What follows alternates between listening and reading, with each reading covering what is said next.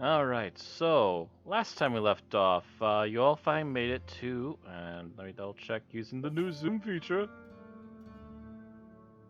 Uh, yeah, you all finally made it to Shapur. You dropped off the original load of spices you had, and you're about to be sent off to Arcania with the next big shipment, which will hopefully bring in a lot more money. Apparently, people are a bit in need over there. Right. Um, We were trying to we were trying to figure out how much it would cost to get a cannon or something like that for the ship, but I don't think Yeah, I don't think I don't have the D&D book that actually has ship stuff in it.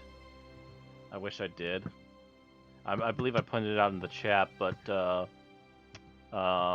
I have not been able to find a copy that's easily gettable for less than $50. I've seen a few places that might be selling PDFs, but I've raised my eyebrow at them and find it a little bit weird. Because I can't guarantee if the proper place for selling PDFs or if it's the full book or not. It's kind of hard to figure out. yeah, if it's not drive-through RPG, I'd have trouble trusting it. I think I might have saw one on drive-through RPG. I would have to double check again. But anyway, I believe I did show some supplemental stuff though. I can't say there's canon though, and actually, come to think of it, to be honest, rifles really aren't a thing, so I almost kind of think cannons wouldn't be a thing, at least not regularly. But there are a number of things out there that do have catapults and the like. Right. And that's even for boats. Conan enlist, here we go.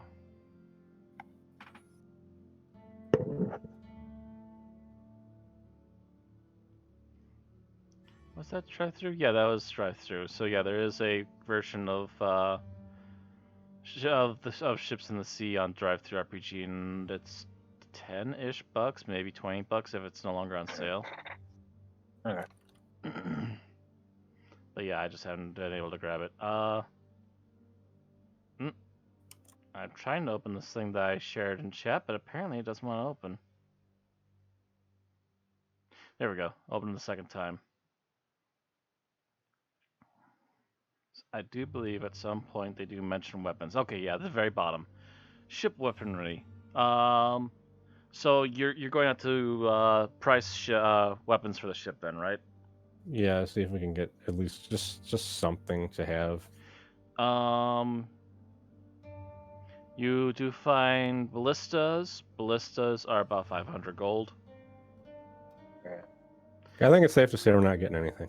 The cheapest weapon you can find outside of just adding a ram to the front of your ship. I mean, that's not cheap. The cheapest long range weapon you could find is a light catapult at 400 gold. Yes, we don't got enough money in the ship fund to do anything like that. We're just Not gonna yet. go with my original plan to have people get us what was it? I asked them to buy I gave them the money to get us It was arrows and something else. yeah, crossbow bolts, 100 crossbow bolts. That was it. Well, I think I gave Giselle and Gunter. I sent Giselle and one of them to go get the crossbow bolts because I basically gave them the 5 gold they need to get it. All right.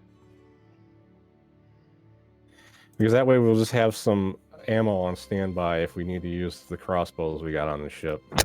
Right. So this is all what Alcina's doing, right?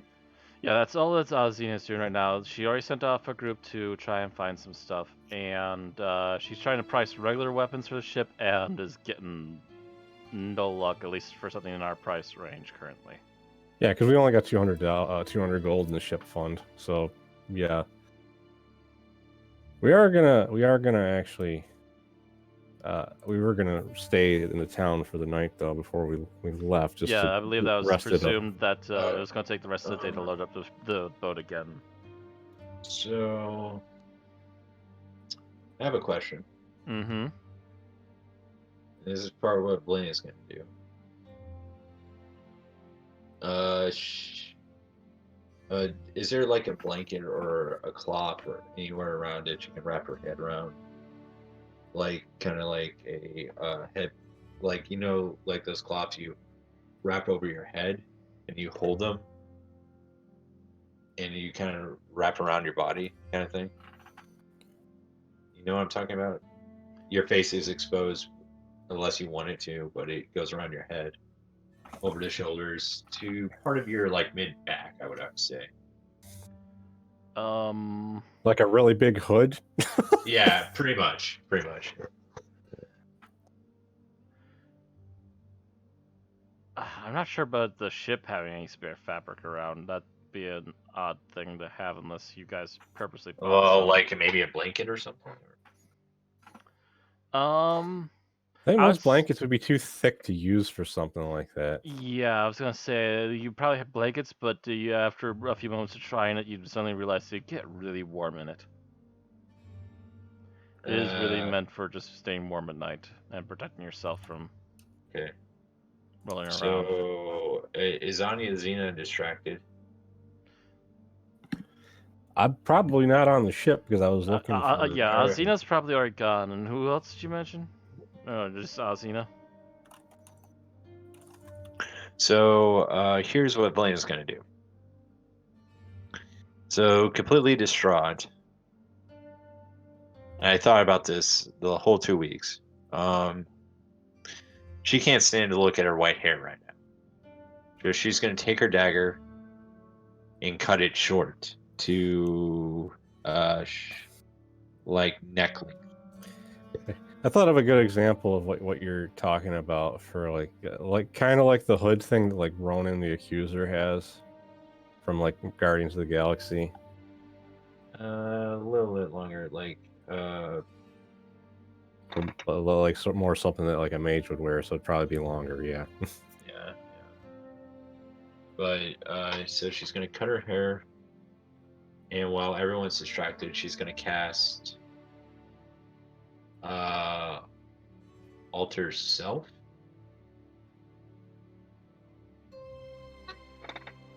And alter self, and change her appearance to look like the locals, like someone who looked like a local of the town, and just kind of walk in and blend into the crowd and do some soul searching of some sort. So she's just basically she just cut her hair short and now just wants to try and blend in with the local people and Yeah. trying to play it Yeah, off right. as somewhat normal. Yeah, like Right. she probably used alter self to make her hair color more normal. Darker, yeah, darker. Yeah, to skin try and darker. blend in, yeah, you probably tanned up your skin and also darkened your hair as well. Right, exactly. And she just kind of blends in and just kind of goes to an alleyway and just sits on a rock or something. Just starts weeping.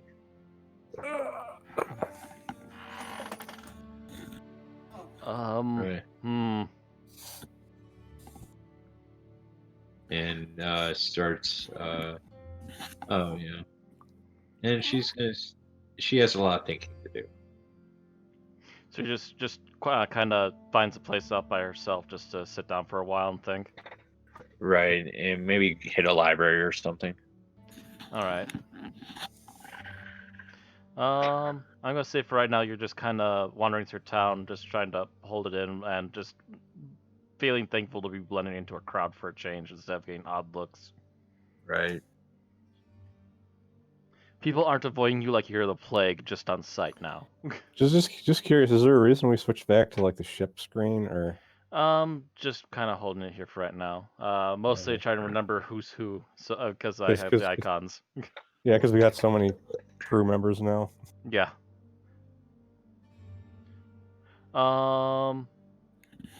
It's okay. I'm gonna say since the rest of them are just probably just there to make sure that the ship gets filled in without issue, they're gonna just stay there for the while. After a couple hours, Xena does come back. Just kind of shrugs and sighs. There's been nothing for weapons you can get really good for the ship. And not too long afterwards, you finally get oh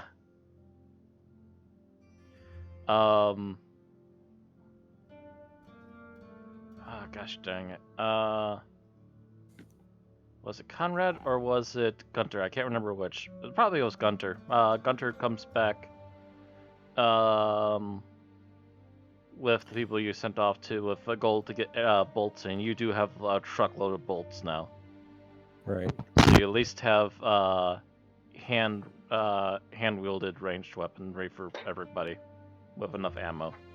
Well, not really necessarily enough for everybody, but enough to arm like. Yeah, I was trying to remember how much gold did you send with them?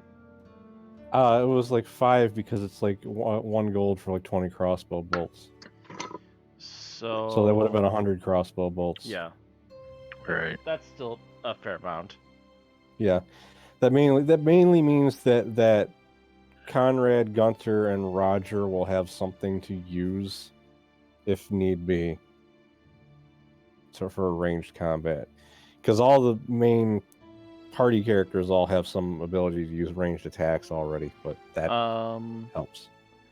I guess the only other question I have here is who's going to keep track of the arrows? I could add them to like the my player notes sheet. Let's see. Actually, I'm gonna go with Gunter and save changes. There, I've added to Gunter's character sheet, or Gunter's icon. Oh, you added the crossbow bolts to him. Yep. So he's got 100 out of 100 right now. So every time the 3 of them take a shot, decreasing that count by 1. Right. What I was gonna say though is that's taken care of. I want to go and see if I can find a bakery in this town. Find more food provisions. No, it's more like for a celebratory item. Okay. So after everyone else has gotten back to the ship, Lena, you've done some soul searching. You've managed to calm down. Yeah, and I think the first thing she's gonna do is get out of these white clothes. Oh, so she's gonna look for more clothing? Right. I believe you do have gold on you, so that's not an impossibility. I'm trying to think. I believe there should be just like... You're technically just in street clothing, right? Right. Because mages don't really get to have armor. Right. Yeah, the only thing she has for armor is defense bracers, I believe, which aren't, that aren't body armor really. Right. Trying to remember where armor is, or where clothing is. Actually, clothing would be over here, wouldn't it? If you're looking in like the regular player's handbook, yeah.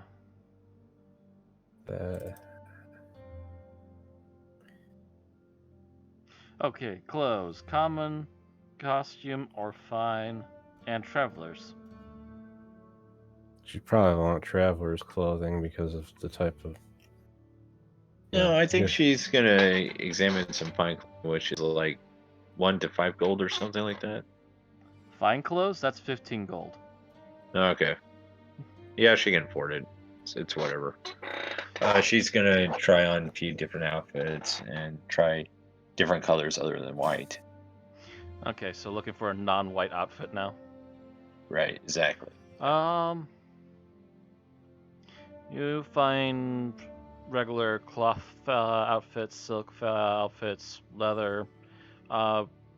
Colors range pretty much the full gamut, although there's very little of any purple. It seems to be, even these times, it seems to be kept more for a royalty kind of thing. Right. So only like really upper class people get it, so it's very rare to find it. She tries on Ren and she just like kind of sits. Is there like a booth or something, or changing room or something? I'm sure there's a place cut off from the rest that you could try on something really quick and check yourself in the mirror. Yeah, she just tries these different clothes and just kind of, has a little bit of a small scream. Not so much to that anybody would hear, but kind of like a personal scream. And she just just kind of goes, muted, kind of a muted anguish to herself, or what? yeah, pretty much. Okay. And she sits there and thinks. Just kind of has her hands or her face in her hands and just looks at the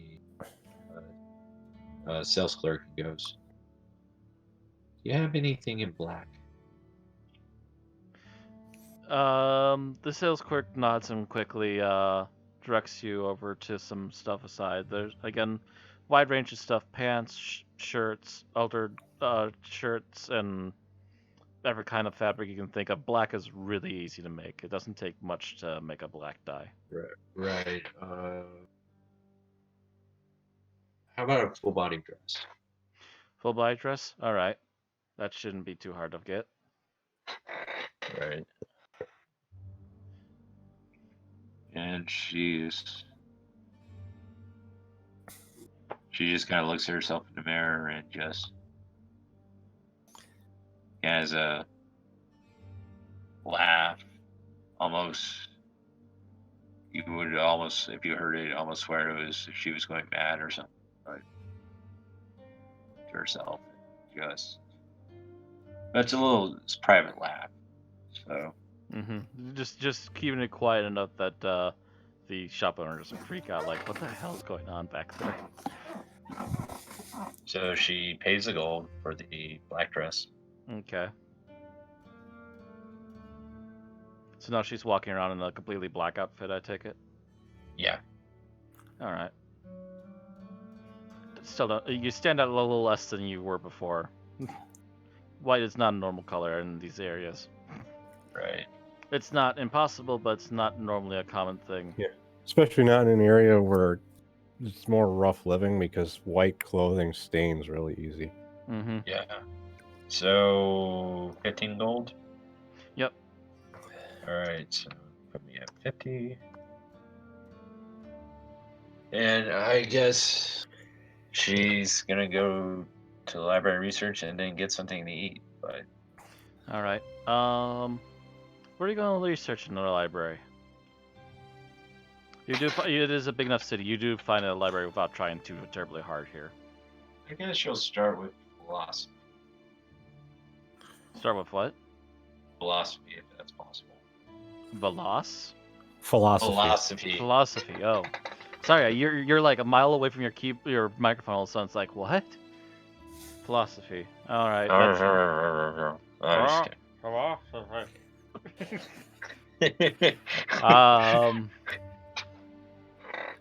God, yeah, I say it like Scooby Doo.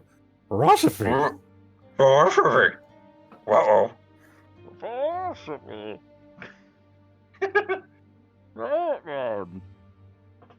Philosophy of brain. Philosophy. I wondered what should break first, the game or your book spine.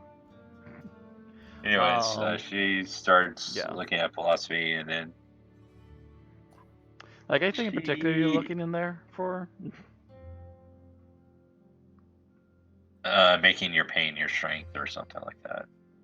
Okay, so you're basically looking for some like health, self-help kind of stuff. Right. All right, you find a few things. She'll take a few notes. Just kind of ponder over some other information. And she's gonna look up magics and stuff. She's gonna look up magics and stuff. Okay. Anything in particular? I think she's gonna have a private chuckle and look more taboo subjects. Oh. So she wants to look into the taboo magic and stuff. Okay. Roll me a. I want to say a search check. Is that a thing? Investigation? Investigation, yeah. Alright. I've got an idea, and we'll see if you hit it or not. 15. That's good enough, yeah. You do go to a section that kind of covers magic, and it does go into some taboo stuff. And then something in particular catches your eye. A book of, essentially it's like taboo deities kind of a deal. Mm-hmm. And obviously that's interesting you since magic can come from a lot of places, including deities, and you start to page through it. Right. Actually, really quick here. I'm going to be looking up some imagery. Right.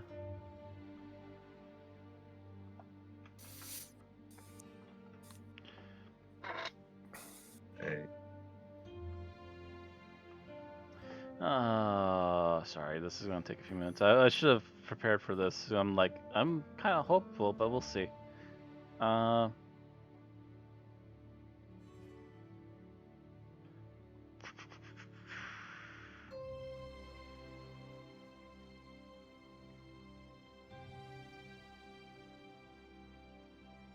it. Well, I was hoping this would be a lot easier. Okay, here we go.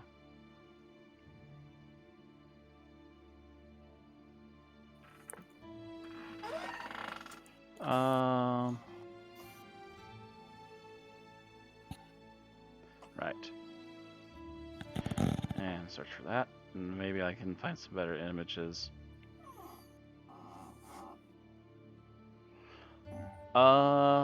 Actually, yeah, so after a little bit of digging into the book, you do find a particular chapter that immediately grabs your attention. It's about Louhi, spelt Louhi.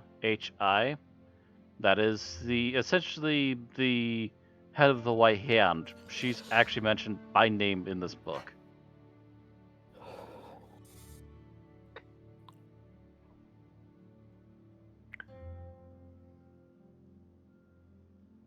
She's gonna have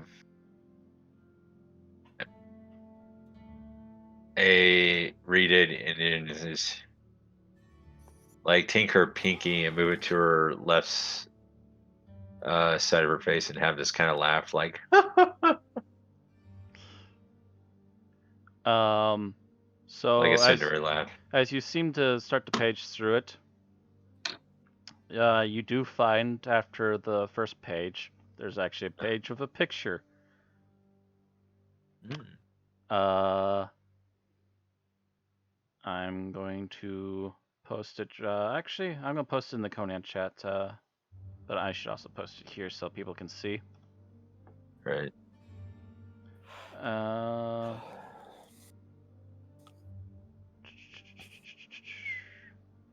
looking in the wrong place. I need to scroll down. There we go. Yes, you see a very decrepit old woman, long, wild, grayish hair, and white robes that kind of look like a less fancier version of what you used to wear. Right. And I mean, withered hag is a nice term for what you're seeing. She literally looks like the Wicked Witch of the East, but with white outfit on. Right. The description that is given is that she is actually not a deity, although she presents herself frequently as one. She was known in many ages ago to have originally been a sorceress, but has somehow found a way to keep herself alive despite her cripplingly old age. And has also somehow managed to keep herself spry enough that she still remains active in the northern lands in Hyboria. She has apparently crossed numerous people, many of which she has crushed, but a few have survived her. That includes a small list including Conan. Right. Conan has just this wild knack for sticking his head out and managing to turtle back in time before someone cuts it off. Right. And while he did deal her quite a blow to at least the number of people that used to follow her, it seems that she has also he managed to run away in time to not only save his neck, but also she was left alone soon enough that she could continue doing what she's doing. Right. The She, last reports in there, which are probably about I want to say 5 to 10 years old, is that she has apparently picked a keep for herself and has been steadily growing a new army of necromancers. Right. She just kind of lets her hair fall as she's looking at the book over her face. And then you just see this creepy smile on her face. And she has a private chuckle. And then As you're having this, as Velena's having this private chuckle, she suddenly hears a voice. That's so funny. It's not like you actually heard it. It's more like you just suddenly heard this voice in the back of your mind. everything is funny. Life seems to be just one big joke. Oh, but life is no mere joke, my dear. I would know better than most. I sense someone seeking out secrets they shouldn't be. And you start to see the fabric of the image start to wave in the wind as the eyes just slowly drag to match yours.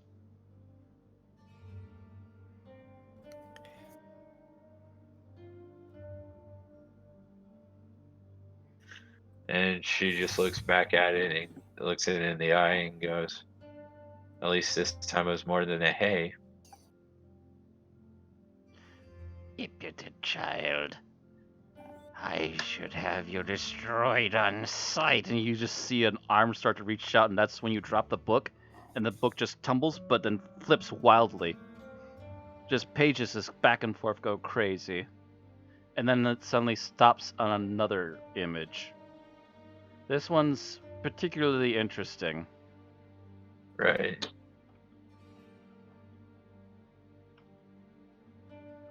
What's the image?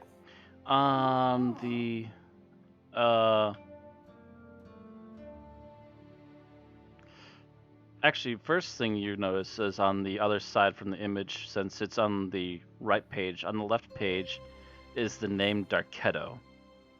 Darketo. Mm-hmm. The The image on the right-hand page. I'm trying to get a good picture of her.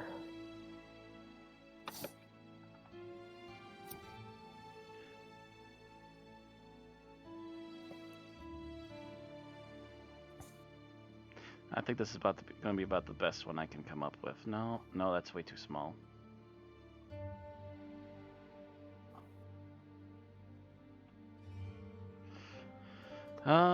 Ooh, here we go. There's some more images that popped up on this one. The image that you see is that of a naked woman. Half of her, normal befleshed human with white tattoos upon her. The other half of her is literally nothing more than a skeleton. Interesting. And sharing the image in just a moment. Boom. At boom.com.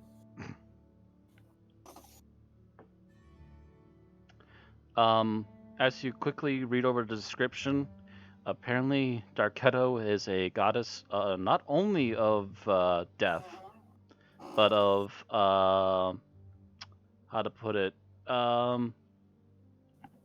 fertility. It always seems to be what it is. It's always fertility and death are stuck together. Right. Yeah, she's an odd combination, and she's literally like her position as a goddess. She's half and half down in the middle. Like like the only thing you Valena see looks is the at fancy the. headgear. Valena looks at it and goes, "Hmm." She As just. Hmm? Yeah, she just kind of goes, "Hmm," and, like kind of interesting sort of way. all right, yeah, as you look at it for a moment, you also see the eye that's on the fleshed parts suddenly start to glow a slight green, and a much friendlier voice suddenly pops into your head. I sense someone in trouble. Is there something I can help you with? It's just that I feel like I've been lied to all my life, but at the same time, I can't turn back from my past. I realize that now. When you stare at the void and the void stares back, you have no choice but go deeper down the void. Indeed, it is most troubling for lots of mortals. There's always help, though. Where? You just suddenly get this kind of warm, happy sigh. Come to the east. I'll be waiting. And with that, the green glow just slowly fades away.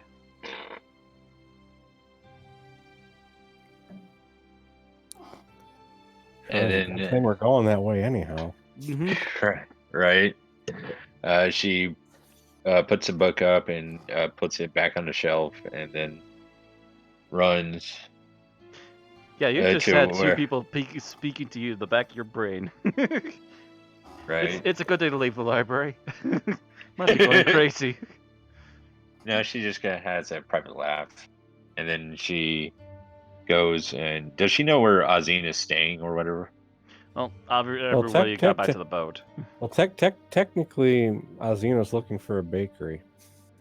Right. Oh, that's So right. Alcina would have stepped away, possibly. Valena looks through the streets while still in their disguise, looking for Azina. So, but I guess that would be a good time to jump to Azina. So, alright, yeah. I guess it would be a good time to switch over. So, Alcina, you're looking for a bakery. Yes. Doesn't take too much to find one. What in particular are you looking for?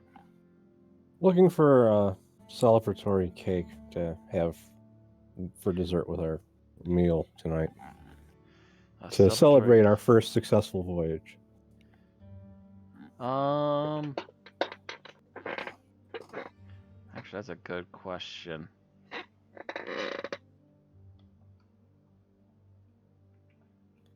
I imagine a cake would at least be a couple gold because it's not just like regular food you have with a meal. It's more of a delicacy thing. I'm trying to see really quick if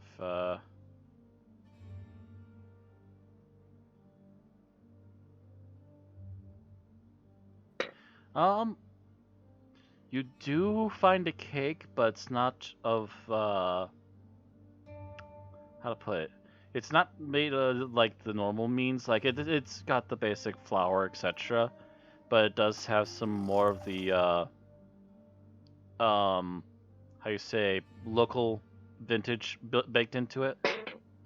Oh no, it's coconut. Actually not coconut. Actually trying to avoid that. I believe the label on it is Black Forest Cake. I'm trying to catch what it's actually made out of.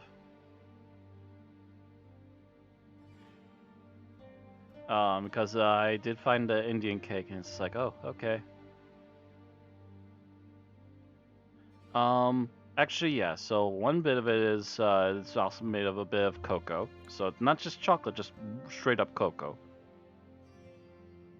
Right. And it's also made of some local berries. In particular, sweet dark cherries. Yeah. In fact, I've actually had Black Forest cake in real life Ah, before. okay. So you basically find that, and it's like, oh, that's not too hard, and it's also not too bad of a price. So it's like, normally if you're trying to look for like a Westerner version of a cake, it would probably be out here be almost a gold. But this one's a little less expensive, so it's probably more along the vicinity of like 5 silver. All right, that takes care of the silver I had left. Oh, there you go. Ta-da. And Valena, give me a perception check. We'll just see if you, yeah, perception. We'll see if you just happen to bump into Azina as you're going through.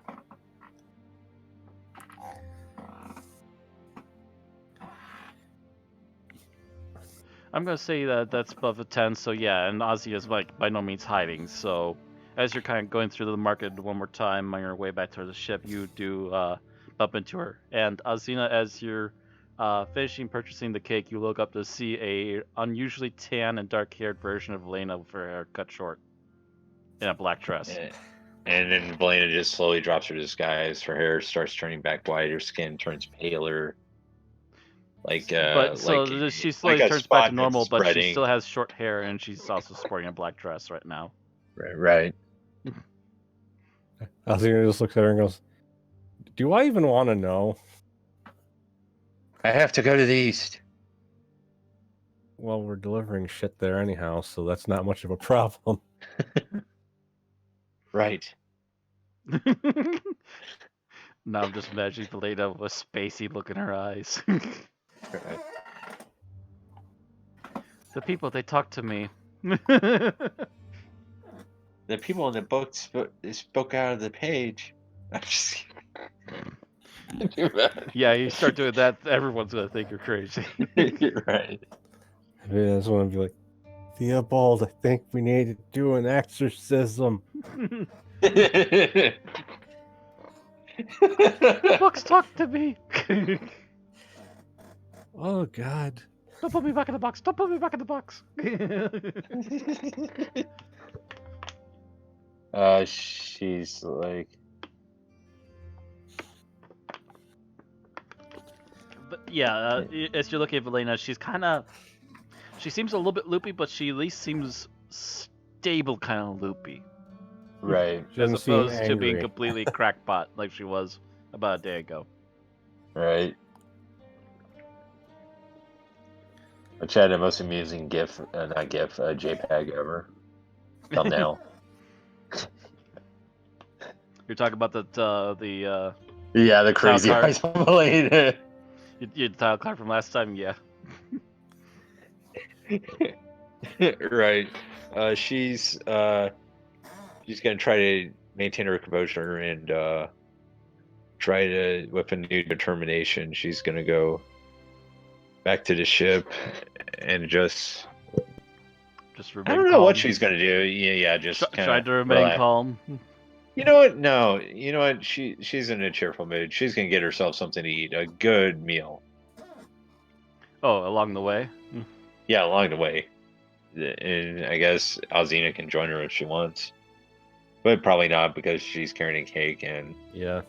I think it's just going to go back to the ship and have some of that insane supply of jerky we have.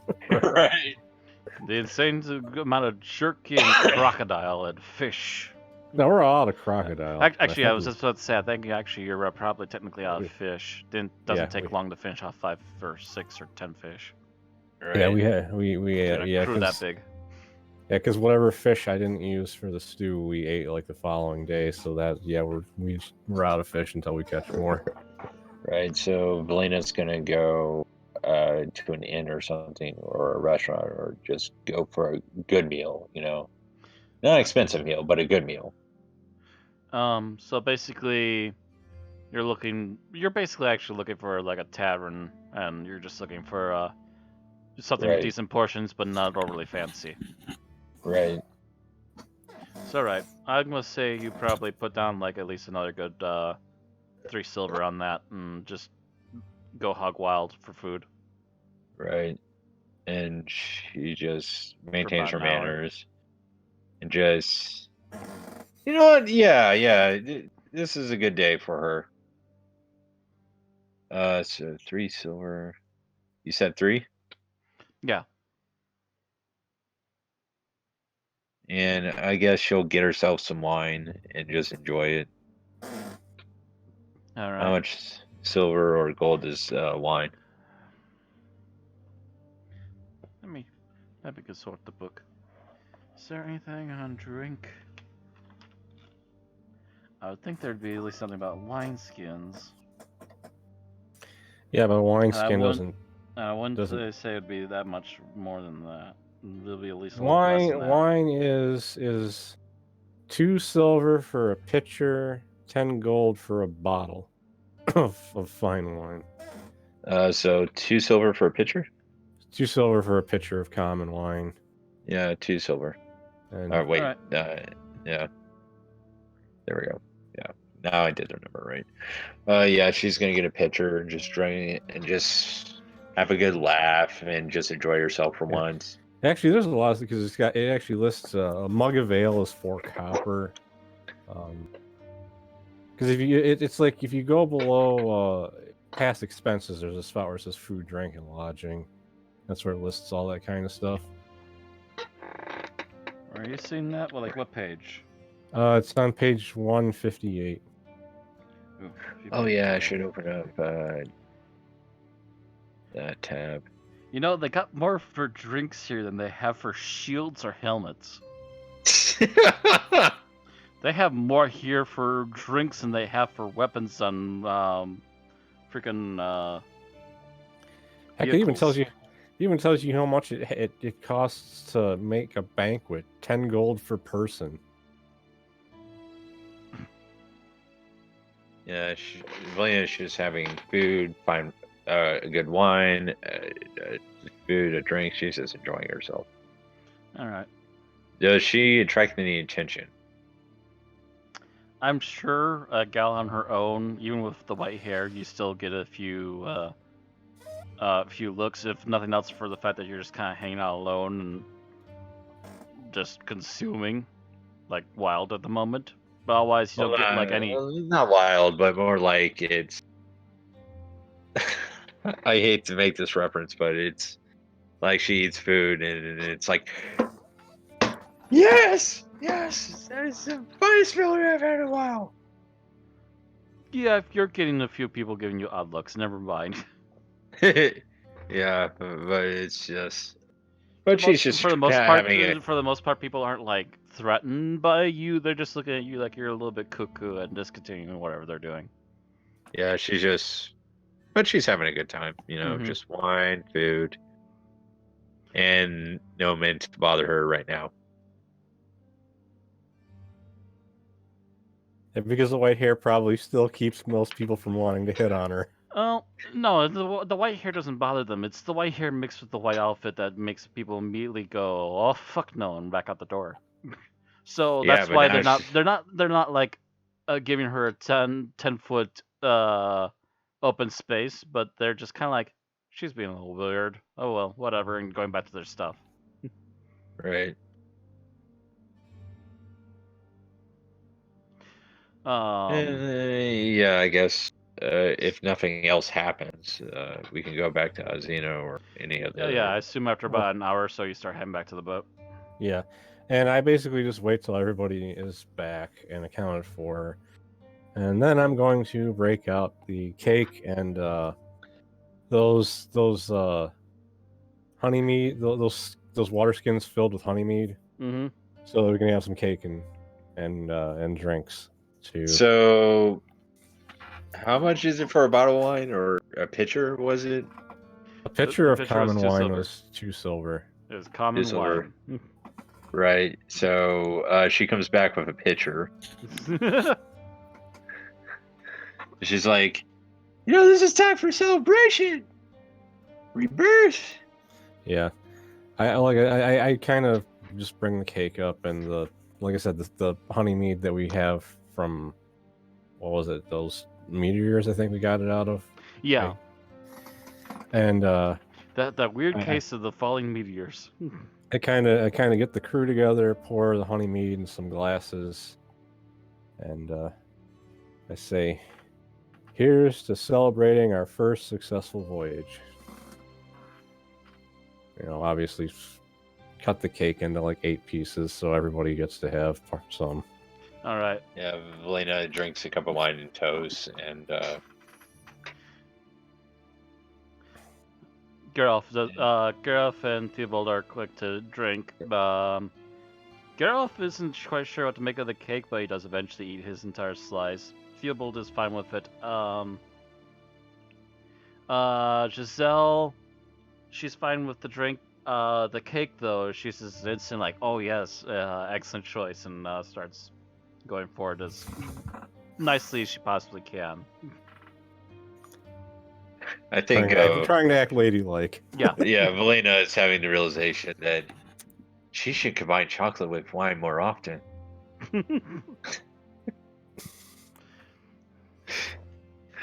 But anyways, also she's not saying much. She's sitting cross-legged and just drinking her Cross-legged, wine. new haircut, a new outfit, and just kind of sitting there quietly while also indulging Right, exactly. for the moment. Not paying attention to most of the crew. She'll look at Azina every now and again, but most of the crew she won't look at. Maybe what's her name? Giselle. Giselle, yeah, Giselle, but She's new. We're having a hard time remembering her name. yeah, but not much attention to Theobald or Garroth. Or the crew members. Well, maybe not the new guy, but Yeah, Azina obviously just sits back and enjoys her cake and alcohol, and just observes everyone else. Gareth is getting used to being on a boat. He originally didn't really have much for sea legs, and now he's kind of getting used to marching up and down the thing when he gets antsy and just doesn't have anything to do. Geralf is fine, just kind of sitting back now that he's had some more to eat and drink. Kind of look at Roger to see how he's reacting to this, because I've mostly just been treating him like a regular member of the crew, in spite of the fact that the way he joined. Roger is kind of sitting somewhere like kind of usually hangs either not too far away from you or not too far away from the other crew guys. He's still spooked by the barbarian and is not sure about the cleric. Giselle also gives him the heebie-jeebies, but he'll talk to her if I talk to first, more or less. Right. And though Valena seems to have gone through a rather radical change, it's more or less the same with Valena as well. Although it's a different kind of spooky. Although the funny thing is, Velena's actually the one that originally charmed him into getting on the ship. Yes, but that's before he really knew who he was dealing with. Now that he's on the ship, he's just like, oh.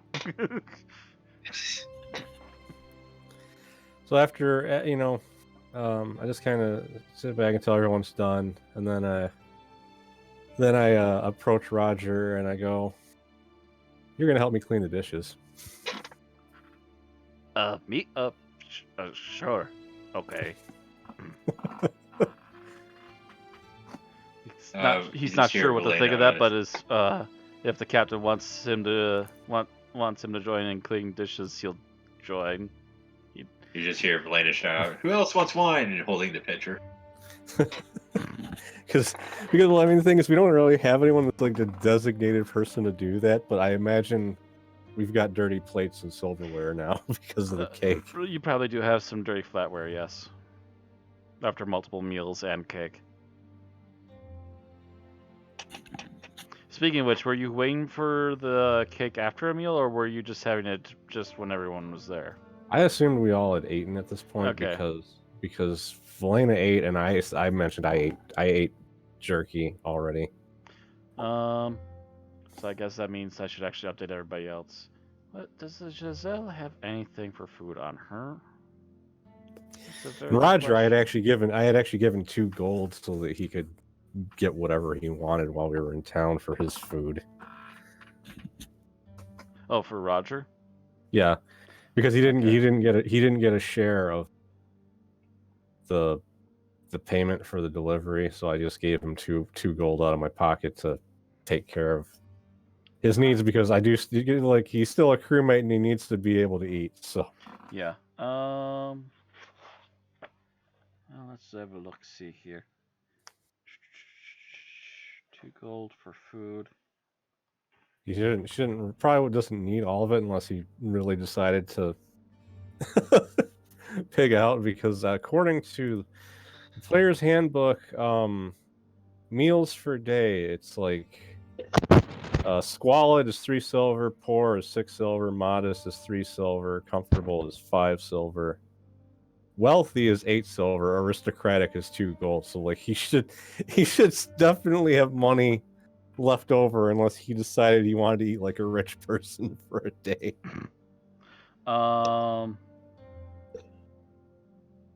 Yeah, actually, rations is 5 silver, so I'm gonna say that's 10 silvers a gold. Yeah. Yes. Yeah, I'll say he probably got himself 4 rations and took care of himself. All right. He's gonna spend it all in one spot, but he's not gonna eat it all in one spot. Right. He basically has money or food left over for later. Especially because we're going to be taking a much longer journey this time. So Giselle's updated. She's down to 14 rations. Gareth. Oh wow. Actually, Geralt might have to think about doing some quick shopping. He's gonna be down to 2. I'm not sure if Theobald's any better off either. I mean, don't forget, like, I don't know how much, because you said we found an insane amount of jerky, so there's still that on the boat. Yeah, but you don't want to just be eating only that all the time though either. Right, and we should also still have some fruits and stuff left from the last town. I think maybe I don't know. So you mix that up with a little bit of that, and then maybe add it to a ration or 2 here just to help liven it up. Right. All right. Yeah. Theobald still has 7 rations, so he's still good for a while. Yeah, Geralt is the one that needs to. Geralt actually needs to be responsible for himself, and after the meal's done, actually, he gets to pacing, and the double checks how much food he has, and goes, "Oh wait," and kind of just comments really quickly on his way out that he'll be back in a little bit. How much do rations cost? 5 silver each. Yeah, you know what? I'm gonna load myself up with some rations too. I'm trying to find out where my gold is. That's 61 gold. Yep. Okay, yeah, that's gonna be easy. So you can drop probably 3 gold and have another 6 rations.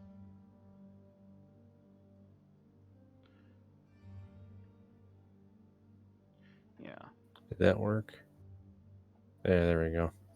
I buy myself 4 rations to have, because I haven't had rations in a while. I've just been relying on whatever to get food. Relying on everything that we have in the boat.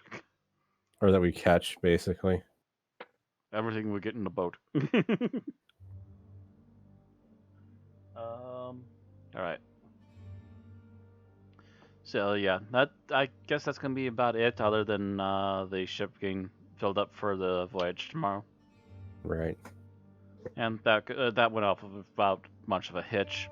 The guys most of the crew hands were there for making sure that everything got put into the ship. You know what? Belena's probably gonna go look for a curtain to put up for her space on the ship. A curtain? You know, like to slide over and to mark it as like private, you know? Okay. Let me see here. Is there a polite option for I guess that would give you bathroom? privacy for getting changed, since or whatever. Since not everybody's gonna be using the cabin. Right, exactly. In fact, I'd say that's probably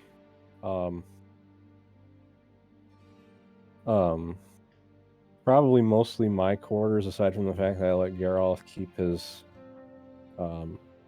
Crom symbol thing in there. Yeah, I mean, so he can kind of come and go as long as, you know, he knocks when he knows I'm in there. Right. Let's see here. That's tools. I don't think there's gonna be a listing for fabric, is there? Oh wait, trade goods. Maybe. No, it's mostly different types of spices. Oh wait. Yard of silk is listed on there. Yeah, I was gonna say, yard of silk is 10 gold. So I'm gonna say if you're going for like a yard of regular fabric, probably like half that or less. So 5 gold. Yeah, we're gonna say we'll just go with 5 gold, and you get enough fabric to fence off your little napping area underneath the stairs. Right. I love how a yard of silk is the same price as a cow. Actually, no. Right above that, it has the amount for a square yard of linen, which is 5 gold. 5 gold. So yeah, that was you pretty much I nailed it. Right. She just goes in her space and just has a cup of wine before bed and just kind of does it off and goes to sleep. And they also have the price for a square yard of cotton cloth. I just found that too, and that's 5 silver. But that's also not like the best material for like a curtain. That's more like cloth you'd make clothing out of. Right.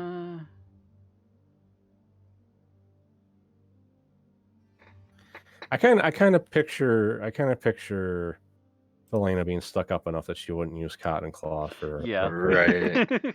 Yeah. Sure. A yard Strangely, of I'm not offended by this.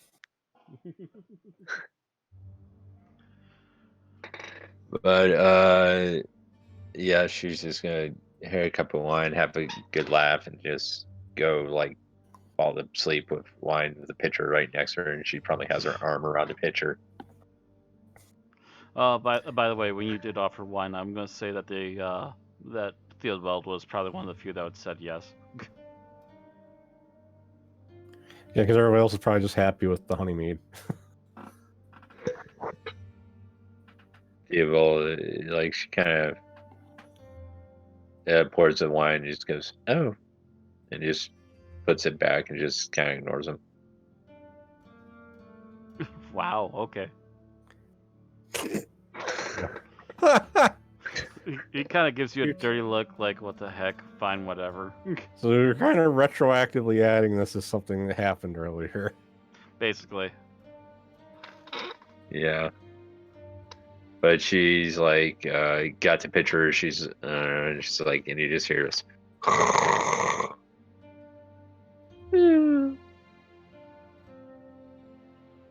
Anyways, yeah, that's pretty much her day. So I suppose Alzina's with Roger with the dishes, or Yeah, after everybody's done eating, anyhow. yeah, Yeah, I'm not even gonna force you to roll on that. It takes a little while, but you do get all the flatware and stuff cleaned off and set aside to dry. All right. So as you do, you dump the dirty dishwasher into the river. Right. And we shouldn't really need anyone to stand watch because we're still docked at the town.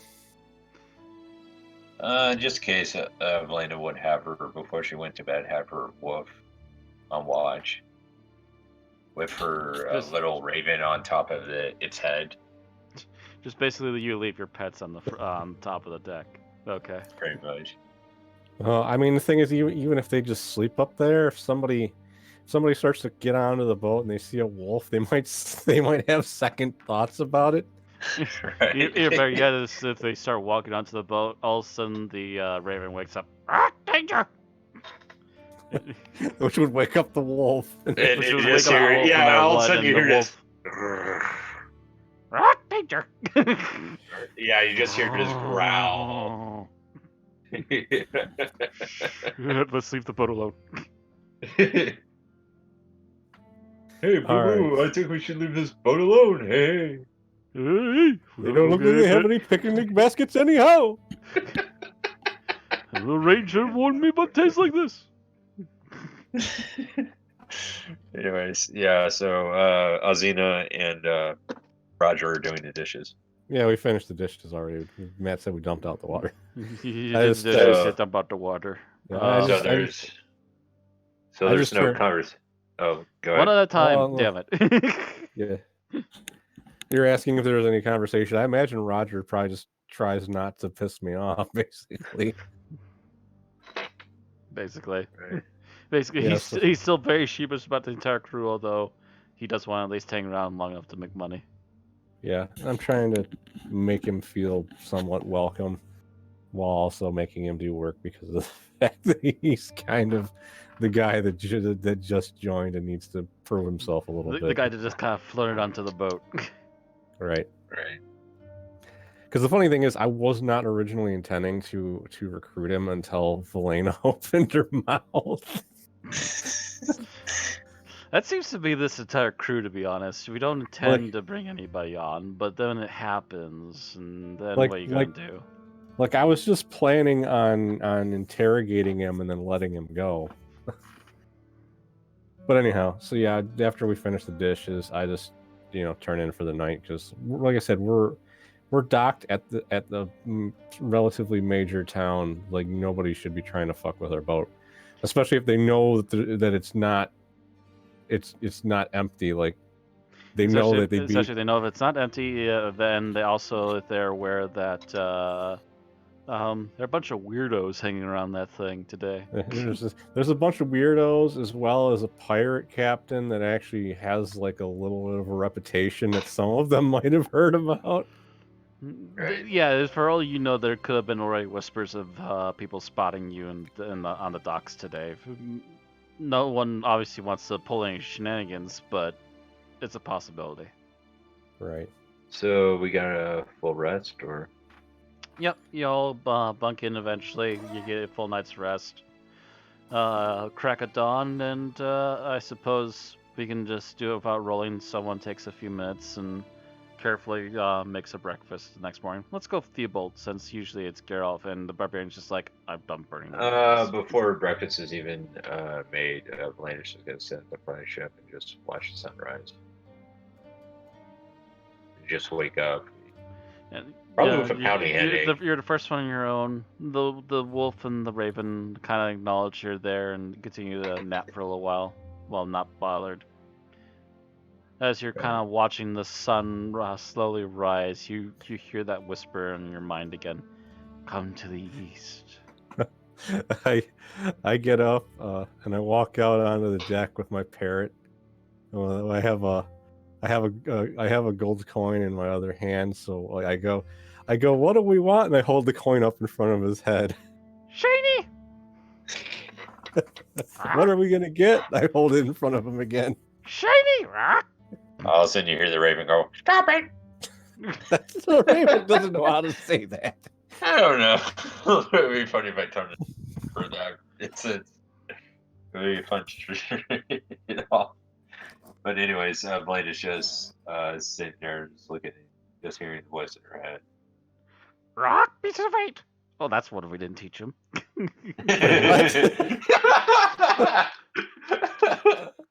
Pieces of I 8. didn't catch that. Pieces of 8.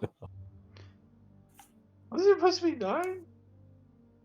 Anyways, Blaine is just looking at the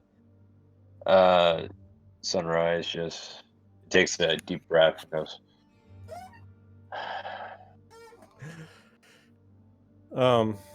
So once everybody's up, I go, all right, so first destination, we're heading to the island to find the stash left by Roger's former crewmates, and then we're going across the sea. Basically, unanimous agreement between the main crew and the ship crew. Right. Speaking of which, Roger does take a few minutes to talk with. Oh gosh, Conrad. Yeah, he takes a few minutes to talk with Conrad so he can help Conrad figure out which direction to go to find the island. Roger's not 100% sure, but he's got a very good idea of the general direction, and it shouldn't be too hard to find. Right. It's just a little island that people just normally don't really acknowledge, and it's just far enough out there that most people tend to actually avoid it. Right.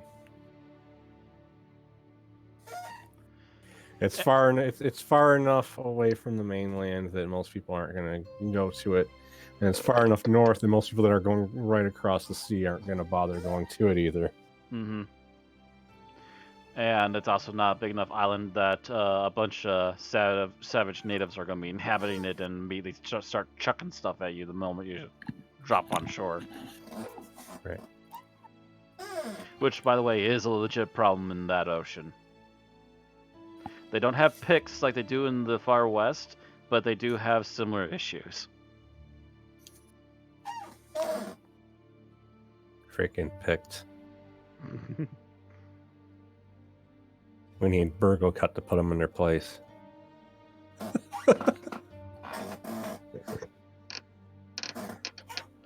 I know, wrong fantasy setting.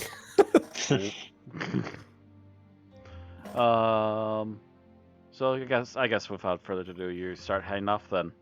Yeah. I'm gonna say it's a little past midday. Well, you've got Conrad making sure you got the directions right, and you've got Gunther who's making sure the ship doesn't have any hull or stability issues.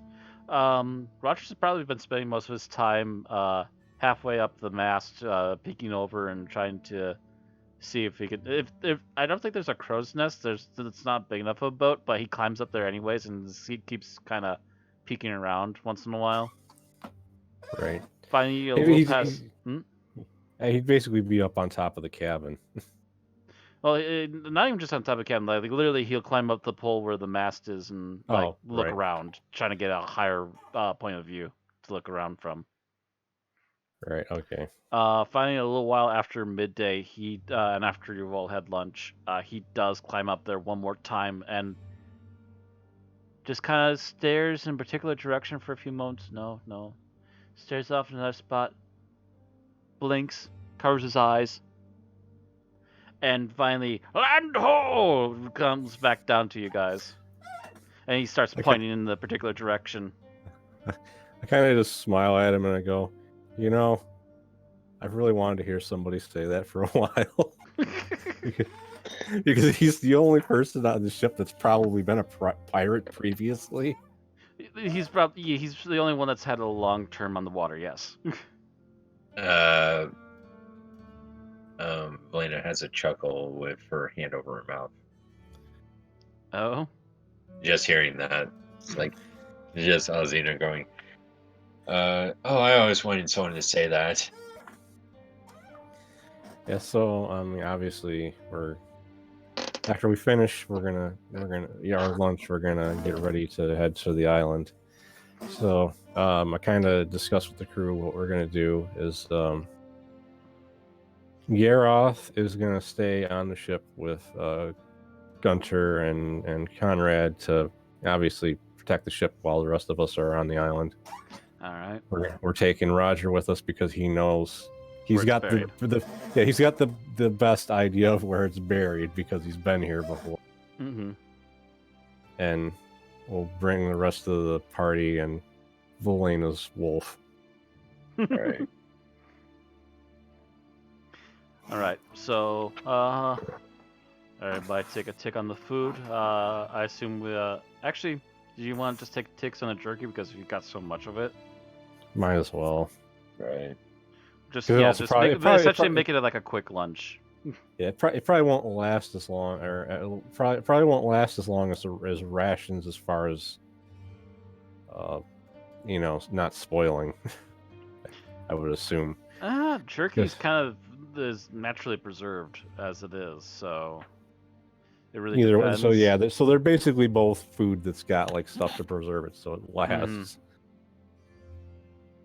All right. Yeah, turkey was literally made so it's like a easy to eat meat while you're on the road. It's naturally preserved. It's just dried out and Right. you chop it up and or tear it apart with your teeth and eat when you need. Right. So yeah, basically make a really quick lunch.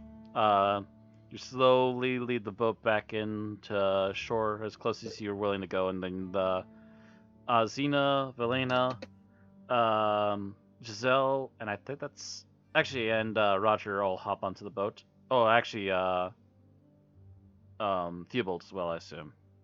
Yeah. Hop I said onto the canoe and head yeah. further into the shallows. Yeah. Well, some of us, I imagine we're not all going to fit on the canoe, so I would assume that like we'd want the wolf on the canoe because it's probably harder to get it to cooperate if it's swimming through water. Right. Actually, that depends. Actually, Velena, give me a animal training.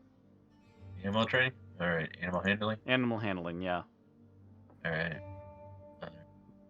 Because I think we already stated that 4 people is like the maximum for the boat. 11. I'm gonna say that actually, with very little coaxing, she can get the wolf to start swimming, and it's not too far away from him. All right. Alright. As a matter of fact, the crow has to be led away from it, just perching on its head and just sitting on its head as it swims. Okay, so basically, me and the wolf are gonna swim. All right. Because I've Everybody been else at hops sea in the boat. Yeah, I've been at sea. I've been at sea before, so I don't really have an issue with swimming. While they're rowing, Valene's gonna try to have girl chat with Giselle. All right. So Theobald and Roger rowing. Right. Right. Giselle just kind of looks you over and kind of not sure what to really think of all this. She's still relatively new, and you've been kind of cuckoo the last day or so. Cocoa Pops, Cocoa Pops. Latest cuckoo for Cocoa Puffs! Yeah, I assume you're chuckling again. Yeah, I think both girls would be chuckling. That's alright. Giselle kind of looking at you like, yeah, you're sure you're fine, yes? Never been better. So, what happened yesterday that's made you feel so happy? She puts her finger over her lips. Velena puts her finger over Valena's lips, I should say. And winks and is like, a girl can ask to have her secrets. Secrets, huh? Alright. Just as long as you're doing okay. You're it's kind of worrying the way you're constantly laughing, but alright, as long as you're sure you're fine. I just see the brighter side of life, let's just say. Looks at you in the new black outfit. Uh-huh.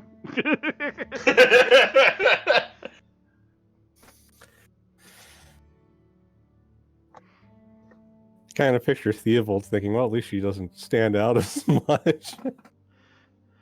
She laughs like a loon, but at least she doesn't drive everybody to hide for about 10 yards. Because I imagine Azina can't hear any of this over the sound of like the splashing water. She's swimming. you're practically racing the wolf to the island. Matter of fact, what would this be under, anyways? I would assume Can swimming I would be roll under- a swimming. animal handling for the wolf and a athletics for Xena? Yeah, I was gonna say a swimming would be athletics. Okay, yeah, athletics check for both. Athletics check for both? Yeah, Alright. it'd be more of an athletics check for the wolf as well. Oh wow, Oh, jeez. Azina is just rocketing across like she's naturally born to the water, which actually kind of is. Actually, yeah, is there wolf stats somewhere? Actually, I bet you I can find it. 5E. 5E, not 5R. Wolf. Type wolf into the compendium. They have 12 strength, so they have a +1. So, D20 plus 1. Yeah, just found it just as you were saying it. Yeah, +1, so 14. Oh, yeah, It's okay, actually- you already did that. Okay. So yeah, the wolf is not as fast as Anzina, but he's doing perfectly fine. But Anzina's just ripping past like a bloody freaking torpedo. Yeah, I mean, canines are usually pretty good at swimming, but it's probably also the first time he's tried to swim. It's probably the first time in a long while he's tried to swim, especially in water this deep. Right. So, so I'm assuming, I'm guessing I get to the shore before the boat. Then. Let's find out actually. Roll 2d20s, please. I'm giving them advantage because it's two guys essentially doing a strength check. Yeah, you beat the boat. The wolf is not too far behind, but the boat does pick up speed after a while, but it doesn't quite get fast enough to catch you.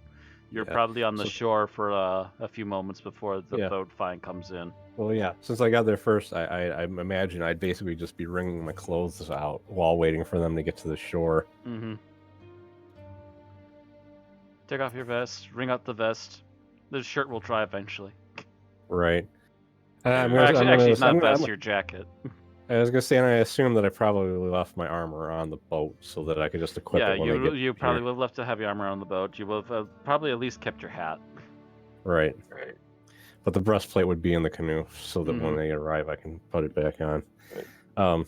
Obviously, when the boat gets closer to the shore, I've taken my boots off and left them on the shore so they could dry out a bit, and I walk into the water to help pull the boat onto the shore when they get closer.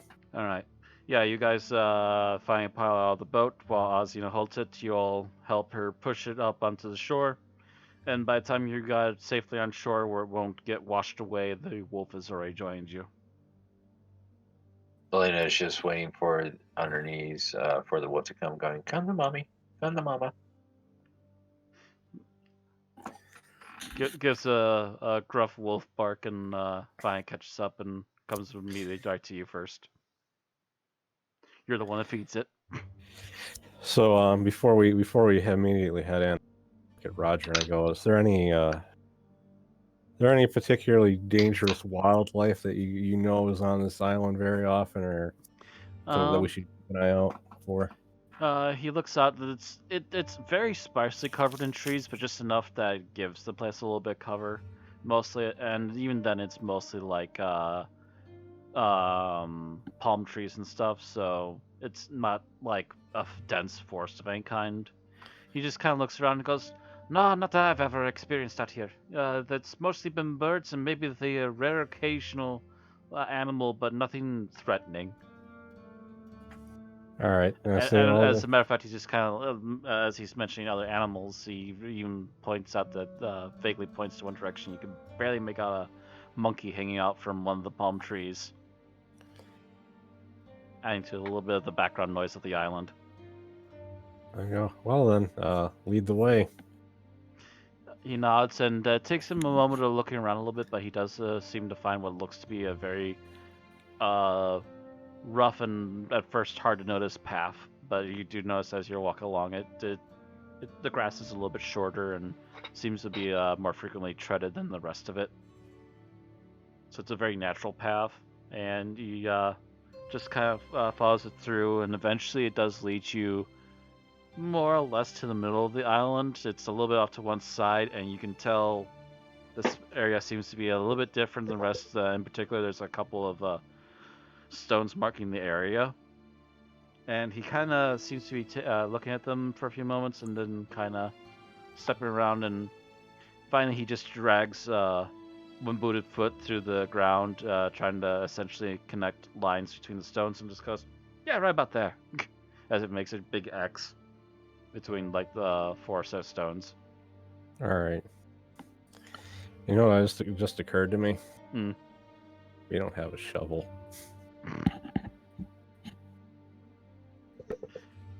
And Valena goes, "It's okay. Soren, come here. Dig, boy."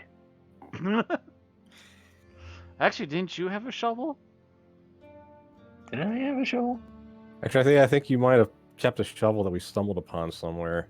Yeah, Yeah. I'm thinking at some point you somehow came into ownership of a shovel, and actually you'd be the one to have it still. I don't see the shovel. But I think you probably forgot to list it, because I know for a fact you had it at one point, and I don't think you would Right. just toss it away. Right. Knowing your necromancer, she wouldn't just toss the shovel away. Yeah, I think Right. I think you found it while we were in that place with the skeletons. Okay. So I'll add one shovel, and then Valena, I guess, starts digging. All right, and And he gets Whoop to help out as well. So yeah, it doesn't take too much to get him to join in on dig. He's interested in Right. what you're trying to look for down here. Now the question is, what do we roll for digging? athletics, Uh, maybe. Right. Survival, Oh yeah, survival. maybe investigation, because you're trying to find something. True, that's actually more of an investigation. So, Ooh, wow. Yeah, you start digging in there, and actually, you seem to be almost too much of a natural with the shovel, as you just immediately dig deep and pull out a whole bunch of dirt and toss it aside. Few moments in, and you do start taking it a little bit more slowly, but a few moments into it, all of a sudden, everybody hears a slight thump. I kind of whisper to Theobald while I go, well, I guess being involved in grave robbing is good for something. You see the cleric try his damnedest to stifle a laugh. Does Valena hear this? I think I'll roll a perception check on that. Yeah, roll a perception check. I don't know. Yeah. I heard that Azina is a phrase that echoes out. Valena just goes, "For last time, they were volunteers. Can we not talk about right now what I did in my past?" Theobald I tries just even get- harder to try and avoid laughing. I just kind of act like I don't know what she's talking about and start whistling. Your captain is playing innocent. And Valena's like, "Uh-huh." And she's just digging further. It's like, stupid treasure. But as I was saying earlier, before the commentary, it takes only a few moments digging, and also you just Right. thud. This shovel just suddenly stops as you hit something very hard. I guess I'll get my wolf to brush it out a bit with his feet and then just pull out what's ever there. Okay, you start cleaning it around. The others notice that you're not actually digging deep as much as you're just trying to clear out for the moment. And before too terribly long, you do find what seems to be the top of some sort of chest and start to tug it out. All right, Alright. I signal for Theobald to come over with me, and we'll help pull it out. All right. Yeah, between like the three of you, it should not be taking too much effort. Giselle does take another look around, doesn't see any other boats other than the canoe on the shore, and your boat's still offshore, keeping an eye on things. She's cautious, but she's not seen anything to be worried about, so she turns her attention back to the chest that's now getting brushed off.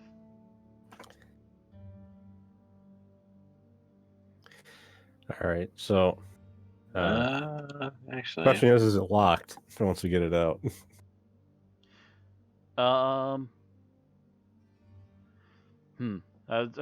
Actually, you know what? It yeah. probably is.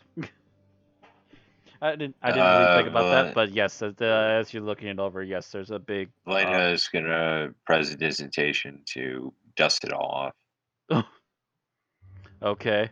Just all of a sudden, you just see the necromancer raise out with one hand, and and a big poof. All of a sudden, all the dust is cleared off of it. I kind of, since I notice it's locked, I signal to Giselle. I go, "Yeah, do you know how to pick a lock?" She smiles and starts walking over. I can give it a try. And kneels down slowly. She also seems to double check for other things too, really quickly as she's taking in what she's looking over. Let's see here. Let me sleight of hand for a lock pick check. Well, first of all, investigation. Oh wow. She That's sees not- no traps. Immediately goes to pick the lock. Good thing she picked that first. Yeah, so technically sleight of hand is lock picking now. Yeah, that'd be for lock picking and picking pockets, anything like that. That's a little bit weird. I'd just rather have a thing that just says lock picking. But okay. Oh wow. Well, I mean, they added a lot of basic skills that can be used for like multiple things to simplify it. But Yeah, I was gonna say I think this will be like an average lock, maybe a little slightly above average, and she apparently she kneels down, doesn't seem to see anything else, lifts up the lock, grabs into her belt of pouches. She has like a small trail of pouches along her belt. You see her grab a few things out of there. She can tell what they are just by grabbing them. Sticks one piece of what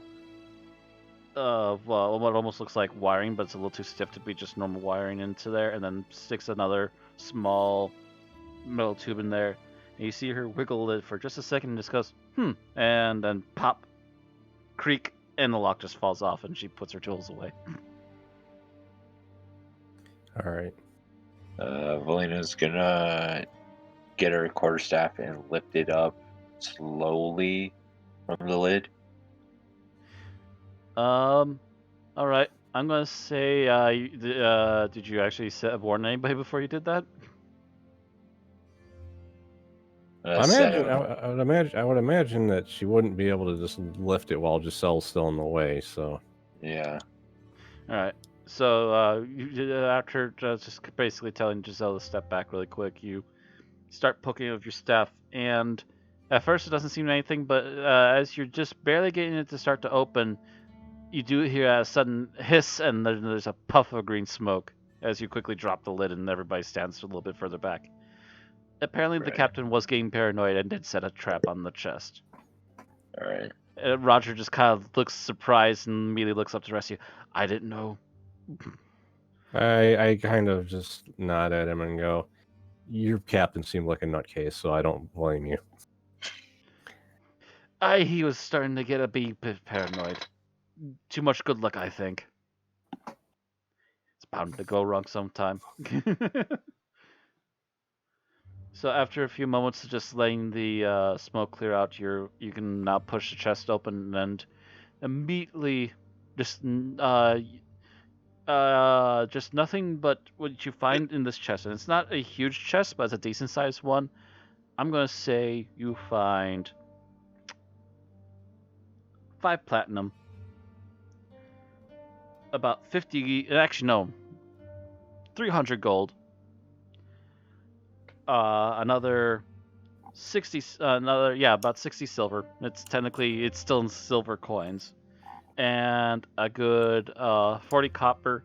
And amongst all of them, you do find even more gems of varying kinds, of which I forgot to try and sell those 7 jewels I have left while we were at the town. Oops. Oh well. Forgot all about them. And by the way, these gems, I will say that they are all decently large sized. Like these are easily a couple hundred each. 100 to a couple hundred each. Right. And there's at least a couple more diamonds that immediately you'd probably want to give to Theobald because he can use those in case of emergency. Right. You said there's how many gems? Let's go with about 8 of them, and like 2 of them are big diamonds that you'll probably want to hand to Theobald. Yeah. So you got about 6 of them that could be used, and now Theobald has enough to cast essentially a resurrection 3 times. Right. So after we're done doing that, make sure the poison's completely cleared out. Aside, not check to see if there's any like residue from the gas on the There's not really treasure a residue. It was just obviously a kind of poison smoke, and you do see the casters that were tied to the inside of the chest. So if it opened far enough, it would gas anyone who was there that didn't know better. Right. I'll kind of just physically remove them with one of my daggers to just get them out of the chest. Oh, so you just want to keep the chest? Yeah, it makes sense to get the loot back to the ship by just taking the chest with us and putting it on the boat. So yeah, you just gut out the traps and toss them off. In fact, you just toss them into the hole and just bury them back underneath the hole. Well, it's like I could get there to the canoe in a hurry if you needed to. Wait, what? I can get it to a hurry, the chest to a hurry to the canoe if you need me to. Not really in a hurry, but it's basically just a quick pit stop, and you found a nice chunk of change. Like, what are you offering to do? Like, Phantom Steed, which is basically summoning a steed that would carry it all the way across. Yeah, that's a waste of a spell. We can carry it to the boat. All right. Yeah, that's not necessary. Thank you for the offer, but shouldn't be necessary. Immediately as the crew of like 4 others can effortlessly lift it and start walking back to the shore. Yeah, I'd say so. We'll put it in the boat, and obviously that means less people can fit in the boat now. But I'm assuming. You know what? With your chest armor there too, I'm gonna say there has to be one less person in the boat, and Roger's gonna offer to swim this time. Right. He's not gonna wander far. He wants part of the money too. Yeah, the thing is, even if we're not in the boat, we can still stay close enough to the boat where we can just kind of like rest one of our hands on it to. Yeah, that's true too. You could probably just grab hold of the boat and, matter of fact, help push it if nothing else. Because that way, you're still kind of resting on the boat, so you're not putting all your strength into swimming. Mm-hmm. Right. So it takes a few minutes, but you all finally get everything into the boat. You all start shove off, and after a little while, you're able to guide the canoe back over to the main boat. Right. Without too much effort between Theobald and Geralf, the big muscly guys managed to get the chest onto the boat without too much trouble, and take it over to the gosh, I keep forgetting what it's called. The quarters, I guess. Cabin. Yeah. Take it inside the cabin. Just kind of sit down where it'll be safe for a while. Right. So how are we going to do this? Interesting way to this. I'd say we'll give 1 platinum to each of the combat party members. All right. Because there's 5 of us and there's 5 platinum, so that kind of works out. All right. So okay, yeah, we're gonna have to do money. So pop Gareth open, pop Giselle open, pop Theobald open. We're going to be editing money. I'm gonna pop open a freaking calculator because I'm gonna have to decide how to divvy up some of this other stuff. Let's see here.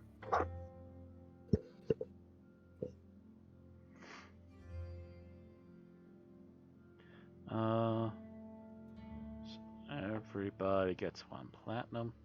That includes you, Valena. Valena. Yeah, my brain's hemorrhaging. I'm gonna write down numbers. Yeah, I already put it in. All right. I'm gonna go through this and decide how. I'm basically gonna start with the highest money to the lowest. Decide how we're gonna do this. 150 of the gold is gonna go into the ship fund, which brings the ship fund to 350. So that leaves the under 100, the under for us to split up between ourselves for that. So I did the math. Everybody is going to get 18 gold, except one person's going to get 19. And I'm actually going to give the 19 to Roger because we wouldn't have known where this was without him. All right. So everybody gets 18 gold, including the regular crew, and Roger gets an extra one for pointing it out. Yeah, basically. All right. That brings my gold up to 94. Let's see here. 32, 40, 50.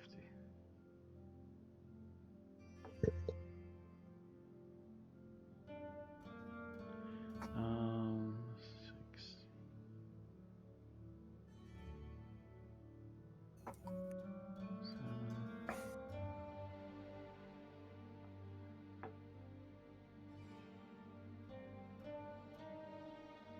Um, 66 plus a 10, that would be 76. Alright.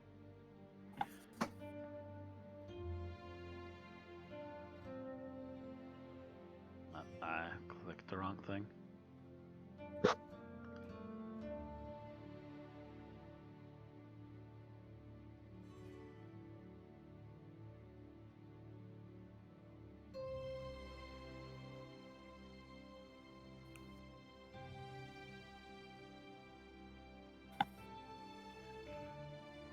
Still calculating stuff, I take it? I'm trying to figure this out because the 60 doesn't divide into 8 very easily. The copper is easy to do. It's 40 copper, so that means each person's going to get 5 copper. Okay. It's the silver I'm having a little trouble figuring out. Just happen to give you that weird number. Yeah. Let's see. Hold on. But if I had the silver, but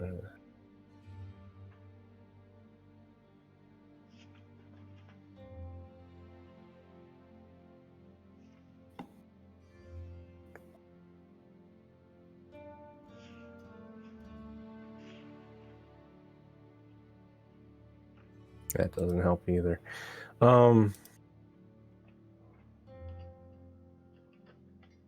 I'm gonna you know what? I'm just gonna. Here's how I'm gonna do this. I'm gonna do the silver isn't as important, so I'm gonna just kind of like unfair. I'm gonna unfairly favor the fighting party members for this, and I'm gonna say each of us is gonna get 10 silver. And Roger will get 4 silver, and Conrad and Gun get 3 silver because I basically split up the last 10 between the 3 of them. Just to make the math easier. Okay.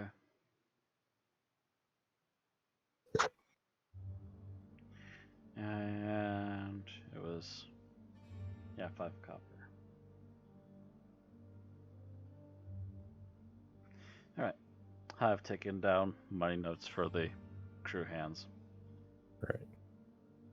The gems, we're going to decide what to do once we know how much they're actually worth. Mm-hmm.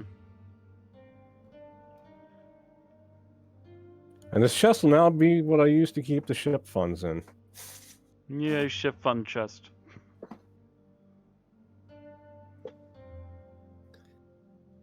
So how much did you give to the regular fighting crew? The silver, each of us, because there's 60 silver.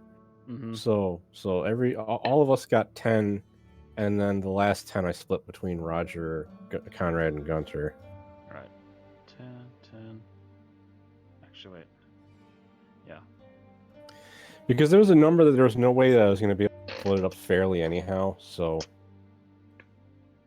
And the fact that they got a fair share of the gold, they should still be reasonably satisfied. Mm-hmm.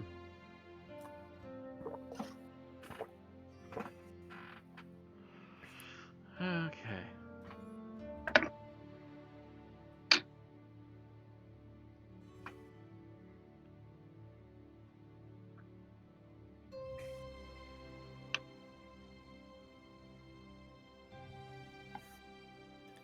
Alright, everybody's money is up to date on the character sheets. Right. So I take it without any further to do of the money sorted. Even before the money sorted, I assume you start taking off again. Yeah, I would assume I would have instructed Conrad to get us going while I figured out what to do with the coins.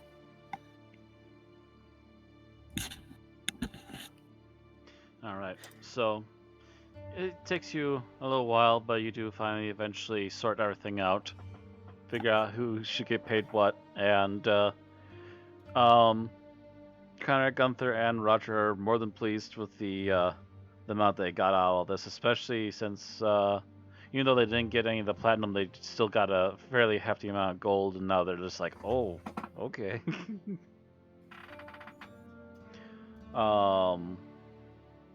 Garth takes in, pockets in his big coin pouch as usual. Theobald has a couple of pouches at this point and has been trying to keep it semi-sorted. The big gold one he does keep in his bigger bag though, just in case. And Giselle takes the coinage that you give her and just kind of slinks off with it somewhere to put away, and who knows where. She's got her places for holding money where nobody will see it easily. She hides the coins in her horse pocket. Her horse pocket? And epic NPC man reference. I didn't know if you'd get it or not. Okay. Right. Oh, the where do you keep the horse? Gotcha. You gotta get it from the stable. No, you keep it in your horse pocket.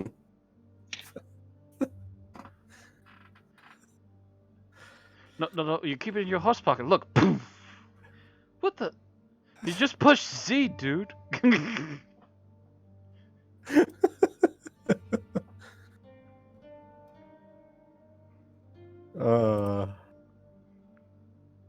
You keep the horse in the horse pocket. That was just the perfect way of making fun of how you just generate mounts out of thin air when you're playing an MMO. To be honest, it's not wrong. There's gotta be something to that, especially since they come out of nowhere. And it's always the same one when you want it to be. Alright. So I'm gonna say the rest of the day and evening goes without too much trouble, keeping the ship as direct as possible to the other end of the ocean, the other end of the sea rather, as you're trying to head for that coast. Right. Fastest way through, and yes, I was a little bit confused by the map, by the way, and from the book that I read, there are people that do risk the mountains of the far side to get to the far east part of the continent. Instead of going through the sea. Very few want to. Right. Right. I guess now would probably be a good time for me to try and catch us some fish while we're traveling, because we're going to be traveling for a while now. Sure. I guess Valena will help out. All right. Forgot, how do we decide that? Was it survival or? Yeah, I believe it's survival. Both of you roll d20.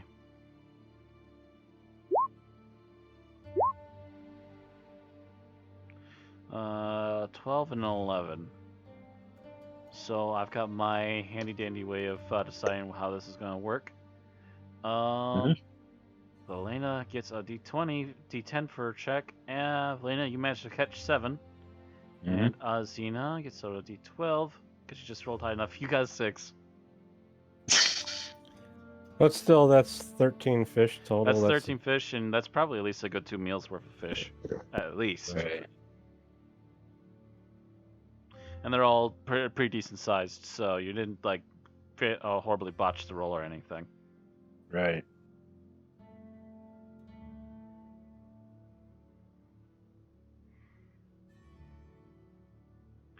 So a good day on the open water, catching fish. Lined your pockets with some more gold. Rather easygoing day goes into an easygoing night. By this point, I would think that the guys in particular would be slightly nervous because they're having to trust these new ship hands to be correcting where they're going, because now they're just kind of looking around and just going, "There's nothing but water." Oh shit! Because you're in the middle of a big freaking sea and there's nothing but water in all directions. Right, but the navigator has to know how to tell the way without landmarks. Speaking of He- which, Usually, he'd have to use like yeah, he did come with a few tools of his own for calculating stuff. yeah, because so. he'd have to be checking like the position of the sun and stuff like that to figure out what Mhm. direction we're going. Right.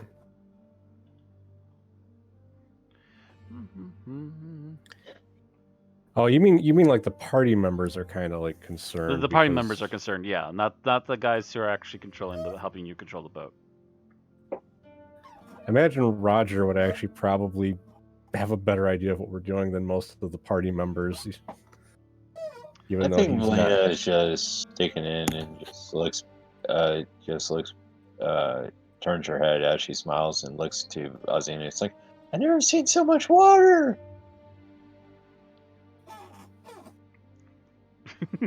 Any reactions to that?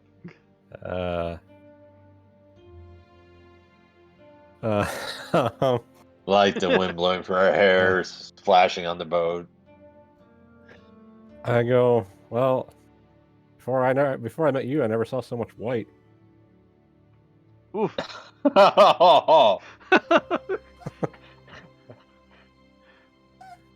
She just goes, and just turns her head, looks at the water. I do kind of go. But the new dress looks nice. She flicks her off.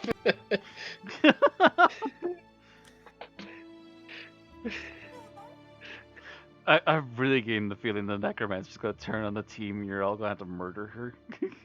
It's all your own faults. Now Zareth has to play as Giselle because his character. So suddenly, how did you get so incompetent? I don't know. It just something happened. Whoops! The thief is face planted on the floor again. When did the Anyway. thief suddenly get a status 6 in Dex? So I don't But want- yeah, she just she kind of after she's done flicking Ozina off, she just kind of looks up and just kind of smiles and shakes her head.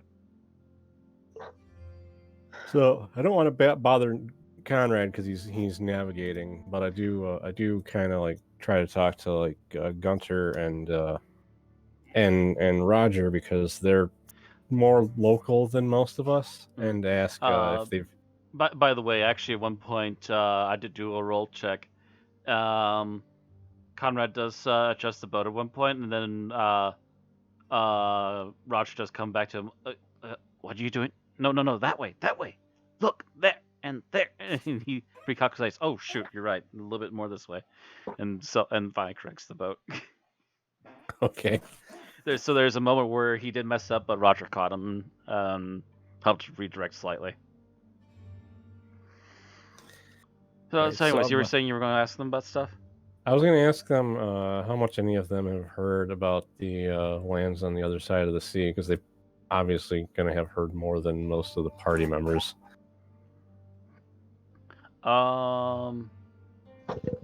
Gunther in particular, since you questioned him the most, he honestly can only tell you what is on the immediate other side of the sea. He does mention that the part of the country you're about to head into, which is Hyrcania, very deserty place.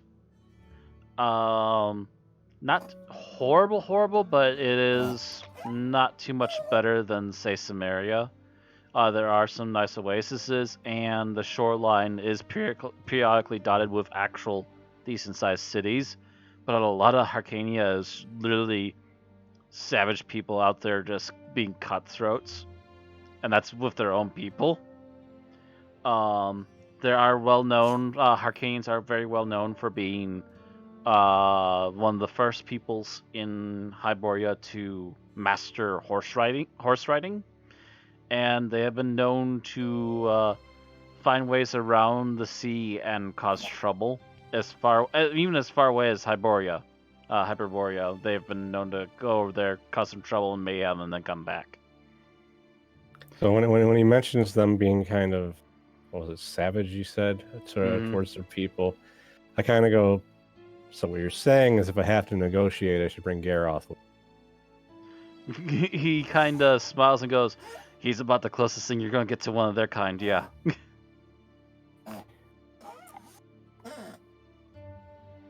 As he does mention, yeah, he mentioned the fact that they were one of the first people to get to horse riding, and they're also known for being really good shots with regular bows and arrows. Yeah. If you happen to cross them in a bad way out in the middle of nowhere. Yeah. Valena roll the 3, trying to stealth and listen to the conversation. So she's like moving up, but doing a really She's poor trying to job. slip in there to hear the conversation. You immediately just bump into Hazina by accident. Oops, sorry.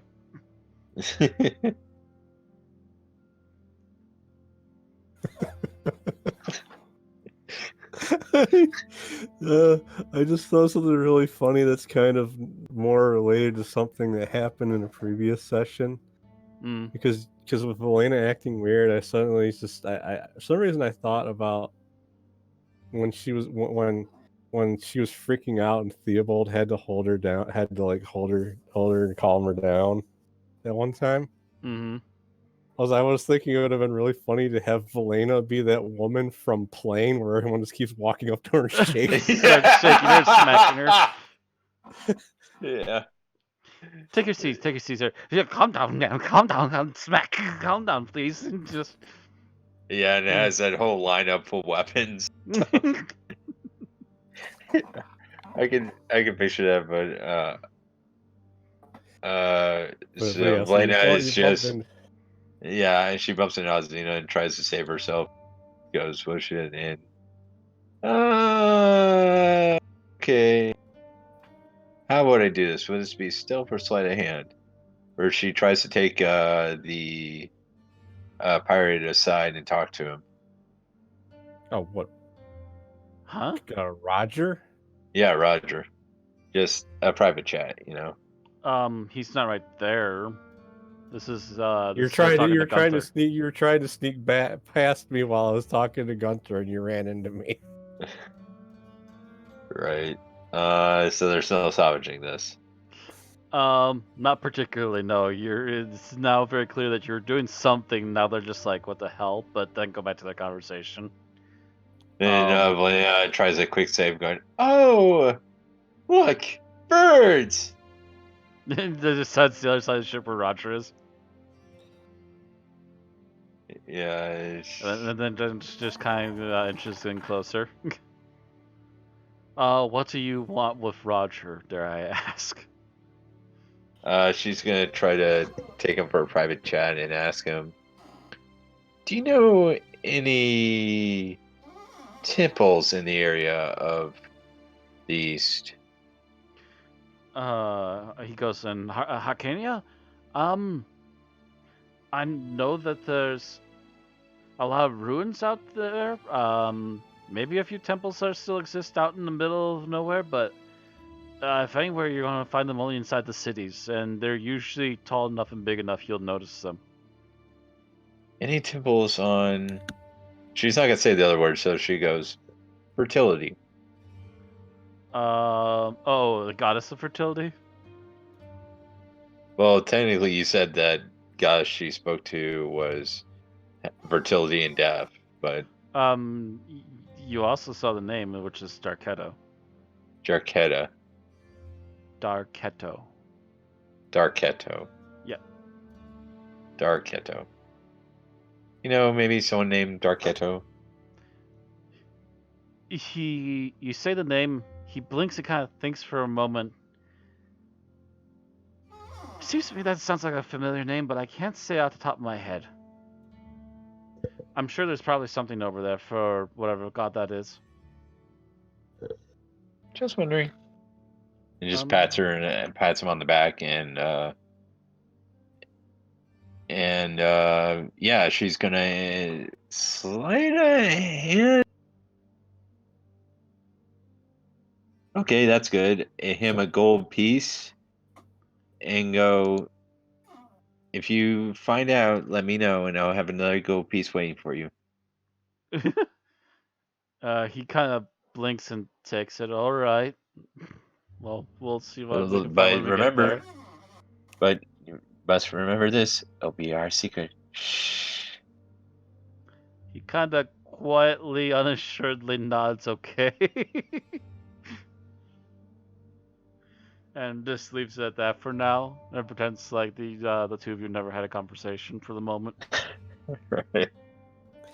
Poor Roger. We just keep making him feel like the most awkward person in the world. No, he's already aware that this group is full of awkward people. But he gets him paid, so he's not gonna argue. Yeah, he's not gonna argue. He does make money off it. He makes some pretty decent bank compared to being a pirate right now. He just, not to mention, he just walked off with all the actual spare extra loot that his previous group had, and it's like, you know what? I'm fine with this. So, He's becoming a productive member of society, and he's got his old money anyhow. yeah, I guess Belena's just gonna walk down to the decks, unless someone talks to her or anything. She's just gonna go past her curtain and just wait for the ride to the east. Well, you're going to be waiting down there for a while if you're just going to wait down there the entire time. She has a pitcher of wine still down there, so she'll be fine. But obviously, after I'm done talking to Gunter, I just kind of keep an eye on the horizon and start playing a tune on my flute. Oh. Okay. Oh, wow. Apparently it's a pretty decent tune. Also, weren't you going to ask Roger something too? About, weren't you also going to ask him about the East? I guess you're right, but yeah, I kind of got distracted because of the fact that I was talking to. I got like a large amount of money out of information out of Gunter, more than I was expecting. Mm. But yeah, so I mean, I'll ask him after I play my flute a little bit, just to. Or actually, before you play your flute, either way. But yeah, if you ask Roger, he can tell you. He can't tell you much more about Harkania, but he can tell you about Kitai, which is on the other side, because apparently some of his previous crew members had at least visited over that direction. He's able to tell you that the mountains are in between the two are nasty as hell, and very few people try to do them by foot, but there are places to do it. Kitai itself is kind of weird because it's isolated on its own, and the indigenous people there are not quite what you find in the middle and western sides of the continent. They're kind of essentially what he's able to describe to you is he can describe to you essentially like Japanese or Chinese Asian type of people there. Very fancy, apparently lovely architecture there, even though it's a little bit early. And also they seem to be really big into these different types of fancifully made and particularly curved blades, but also just fancy like hilts and stuff to their weapons. They love getting artistic with it, as well as making it useful. Also, they don't seem to, outside of weapons, they don't seem to have a lot of steel that they use. And so a lot of their armors are actually kind of layered fabrics, more or less. But they still can turn back steel like it was a decent leather or quilted armor. Some of them almost to the point that if they're padded well enough, they can almost be a light metal armor. But that's very few of them, and very only kept for like very well trained guardsmen and stuff in that particular part of the country. Interesting. Don't know if we'll actually head that far inland, but it is good to have information about the area. Mm-hmm. But yeah, it's, essentially Kitai is more or less the combination of China and Japan when the continent was one big whole. Yeah, because like obviously, the further we go in away from inland, away from the sea. I mean, the longer we'd be leaving the boat unattended. So Very true, and people probably would get suspicious or try to nab it or just run off of it eventually if it's left there long enough. Or maybe the dock owners would probably try to exhume it and just try to sell it off to somebody else. right. Because it's a relatively new boat, it's not going to be a hard sell to pitch it to somebody else. Right. But yeah, that's what you get out of it, and you do a little number on your flute, and it's a pretty good tune. Some of the crew actually stop for a moment to listen, but then quickly get back to work before you notice that they might have actually stopped in the middle of their duties.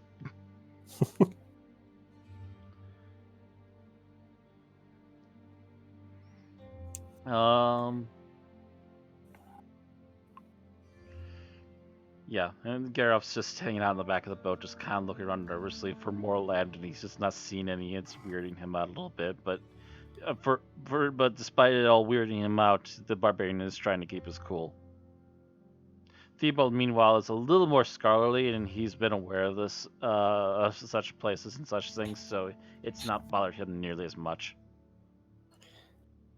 Yeah, he probably just feels awkward, but not like, oh God, I didn't know this existed. Yeah, he's not like, oh my God, I've never been in this much, I've never been in this much water before. But he's not going, oh my God, it's the end of the world, in the middle of nothing but drink. I'm gonna die out here in water. He's well aware what the limitations are, and he's aware that he can't see them just yet. It's gonna be a few days. Right. Well, how's Giselle handling it? Giselle, being that she's from Shadazar, she's heard tales of this area too. So even though she's not scholarly, she's still well aware of the freaking sea and that it's a big shipment of stuff that comes through there anyways, and how long it takes for people to get across. And obviously, you're not going to see much land when you're out in the middle of nowhere. Right. So for all considering, she's taking it pretty well as well. She's just trying doing her best to remain calm and just kind of keeping an eye on things in general. So obviously, but I've noticed Geralth kind of freaking out. So yeah, if anyone, Geralt is kind of being a little bit more nervous visibly than others, but he's at least not going into, oh my fucking God, we're gonna die out here kind of panic yet. He's just kind of constantly looking around like he's expecting land to pop up at any minute. Is he up top or below? He'd be up on top. I guess Valina's gonna walk out and just look around and see Geralt. Walk up next to him and go, well, first time seeing the sea? As soon as you go, well, he goes, oh! Immediately looks to you. He was, Like he didn't even notice her walk up. Yeah, he didn't even notice you walking up. He's been looking so hard to try to find land. Yeah. She has a quiet chuckle. Well, we're gonna be here for a while, and it's gonna be, my understanding, it's gonna be a while before we hit land again. Just tossing and turning on this ocean vessel.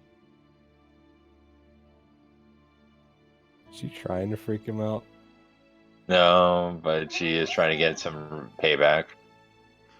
He kind of just slowly goes into a grim, not angry, but just kind of like, kind of face. You don't look so good. Is the sea bothering you? No, I'm fine. Kind of looks around the water horizons and all directions. I'm fine. I just kind of picture How him. about, you know what can cheer you up? A nice cup of wine. He kind of slowly turns. Okay. Did Azina hear her say that? I don't think she's hiding it. What's your natural perception? How do you determine your natural perception? Is it like It's your... like just 10 plus your wisdom modifier or your perception modifier if you're Uh, proficient in it. my perception modifier is a 3, so that would mean a 13. Yeah, it's not too hard. They're not hiding it. It's as long as it's like above 10, you probably heard it. So I kind of look over and I go, that might not be the best idea, because alcohol won't exactly help with seasickness if you're not used to being out here. The barbarian kind of slowly turns. I'm not seasick. I'm land sick. Kind of looks around again. Oh, Kind of just looks have around a- again because he's still very nervous that he's just kind of out in the middle of nowhere now. Yeah, Like I even say, well, more just, so than normal out in the middle of nowhere. I just say, well, just don't get drunk, because the the balance issues you have gonna be a million times worse with the boat wobbling from the sea.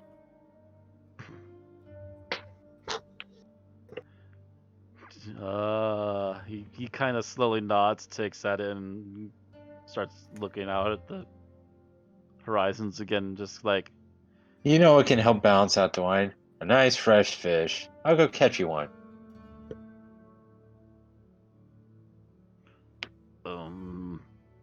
okay. Sure, He's still very unsure about what she's trying to do here.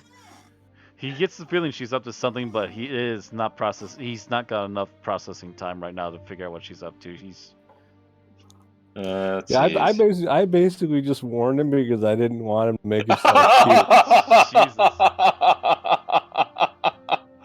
Felena catches the entire sea. Without even a real amount of effort, she casts out a fishing rod and immediately pulls back. I'm not sure what kind of. Essentially, think of it as a Sturgeon? large bass, but the bass is like about 2 feet long, and she just yanks it out of the water all of a sudden. I just kind of look at it and go, is that a fish or a shark? Whatever it is, it's all for you, Garoff. All for you. I don't see sharp teeth on it. I don't think it's a shark. It's huge.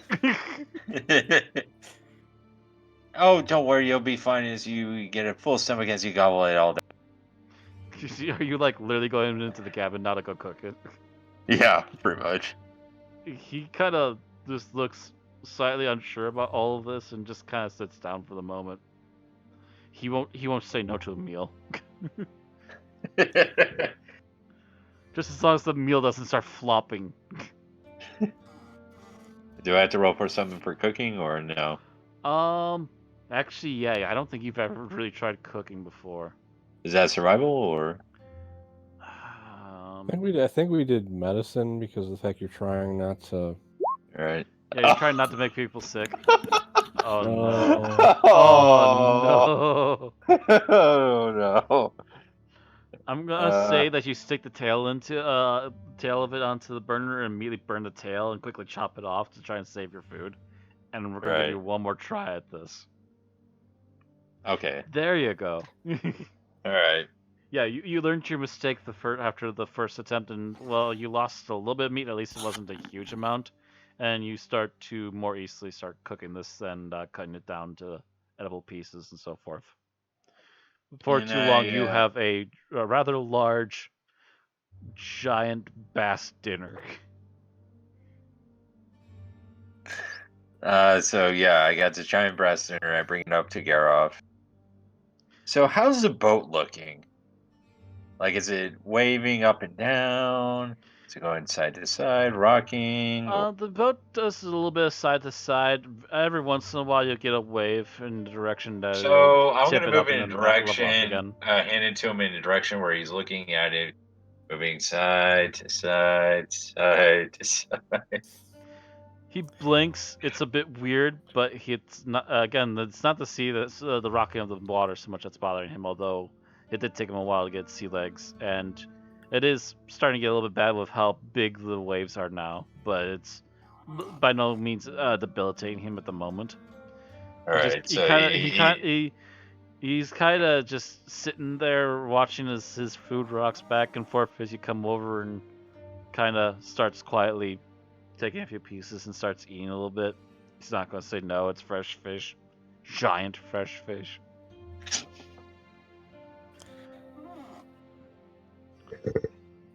I still don't know where this is going. Yeah. Oh, you haven't figured it out. She's basically trying to get him seasick. Oh, you're trying to get him seasick. You're trying to see him seasick. Yeah, it's not working. Matter of fact, just to make sure, because this is still new to him, but I'm pretty sure it's not going to affect him that much. Especially since he has a +3 to Constitution. Yeah, he's doing fine. Oh.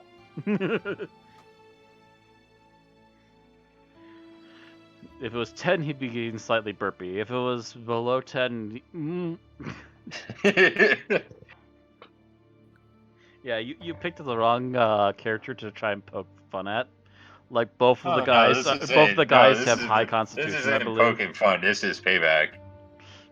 Yeah, no. Jeez. Failed attempt at payback.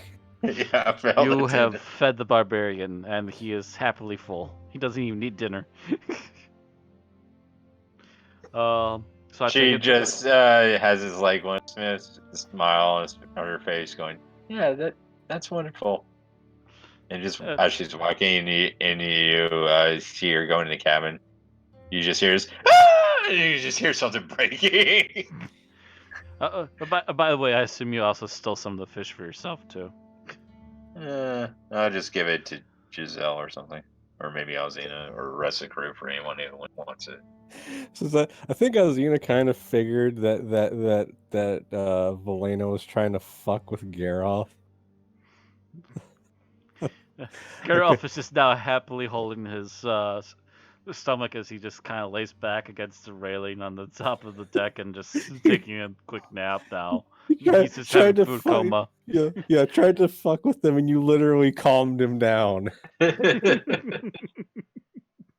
I was just, well, like if he wasn't taking a nap, I was gonna go up and be like, you know what's really relaxing? A back rub. But if he's taking a nap, I'm not gonna do that.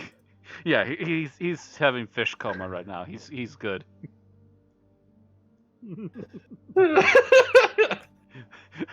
he sleeps right through you having a minor freak out and doesn't even hear it. That'd be so funny though. The rest of the crew probably heard you scream and smash something, but that's about it. He would probably be so confused because like freaking the Velena gives him this big ass fish and then the captain starts giving him a back rub and he's just like, I don't know what I did to deserve this, but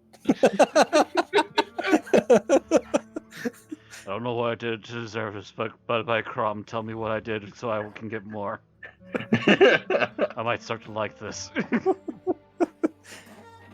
So the rest of the day goes without much difficulty. You do keep people on the deck overnight, making sure the ship stays going where it needs to be going. In the morning, after you all have breakfast, darn it, me and my brain and names. Theobald or Geralt or Giselle. No, it's not gonna be. It's gonna be the ship crew. We're going to have Conrad. We're gonna have Conrad and Roger do another roll to make sure the ship's going in the right direction. Both of them roll 11s. They're like, a little adjustment. Yeah, this is all right. Okay. Didn't do too bad overnight. And keep on going.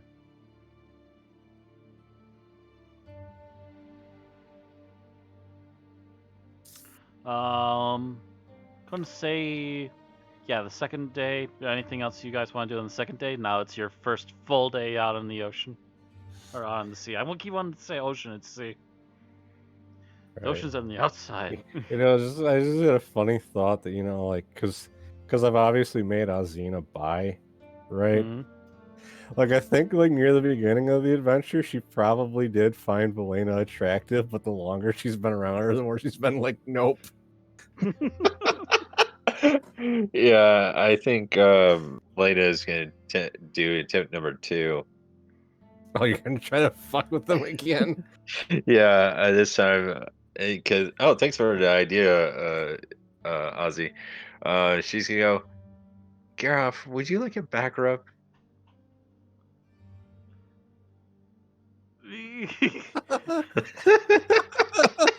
I Matt knows what he would do, but I have to think for Geralf here, and Geralf's just like,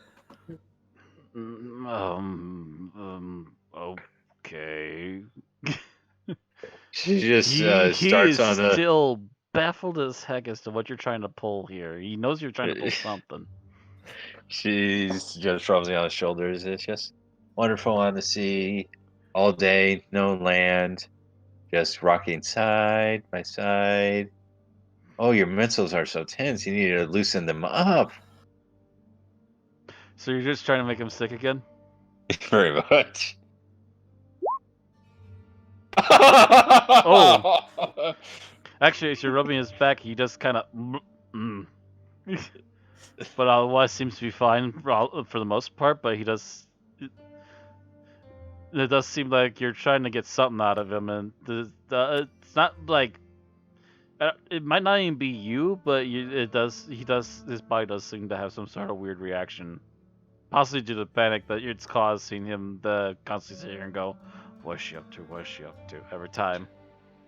Let me roll a medicine check. Okay, I have no knowledge of what I'm doing. Nope. That might actually make it worse. Oh, actually, you're saying you have no idea what you're doing for the back rub? Well, I was trying to pressure certain points and make the muscles more loose, so he's more regurgitating. Oh, yeah, no. If anything, you might have actually helped him instead. Since it's going to be the reverse of your intent. You just cracked my shoulder for me. Oh.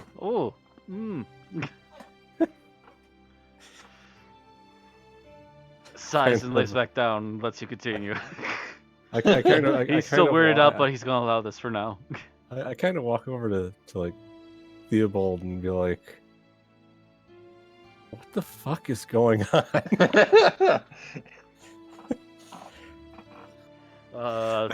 Theobald kind of looks over, and I'm gonna give him a roll in this now.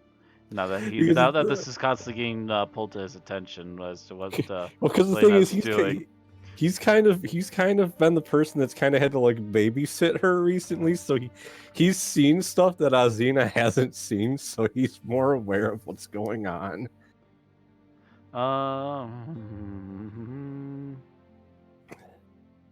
There we go. He's the one that found her when she was wasted in the tavern. He's the one that was with her when she had that meltdown on the deck the other day.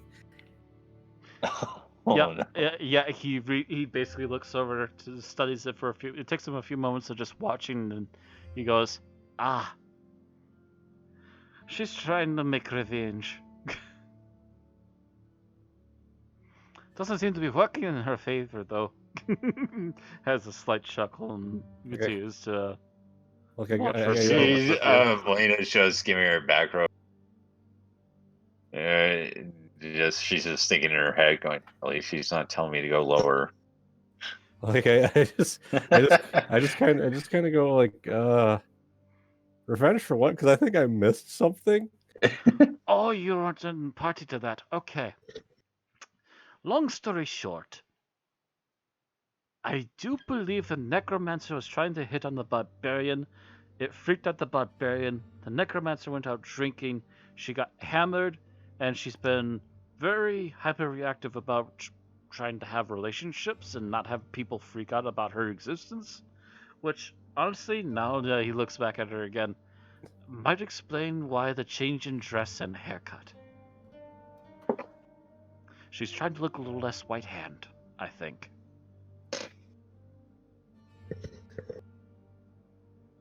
Huh.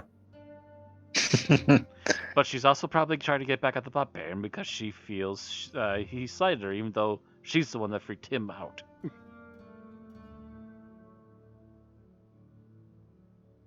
I just kind of go, I really know how to choose them, don't I? We are quite the matching pair of peoples, yes. Smiles and slowly starts walking to the front of the ship.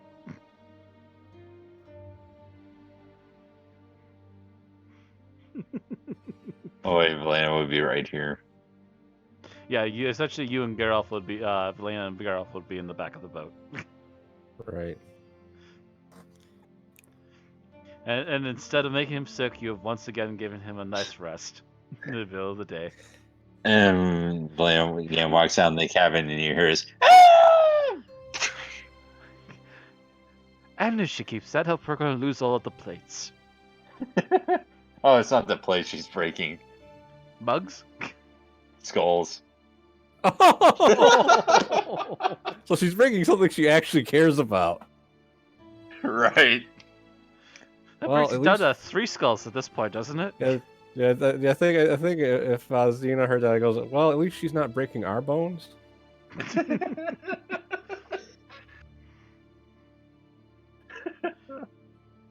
Yeah, Lena's just gonna try attempt number 3 tomorrow. Valena is 0-2 now. I kind of go over to Giselle for a minute. And I say to her, I think when we get to the next port, we really need to get Valena laid.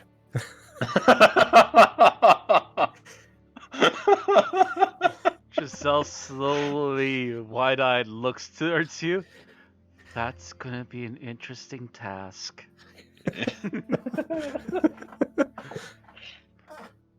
I go, we gotta do something about this. This is getting ridiculous. She kind of smiles back. It's been ridiculous before I got here. It's just a show now. I need some sort of long time snack just to sit back and watch this all with. Maybe we should get some. Maybe we should try to get some nuts when we get to the port. Roasted nuts. Yes, that'll keep a while.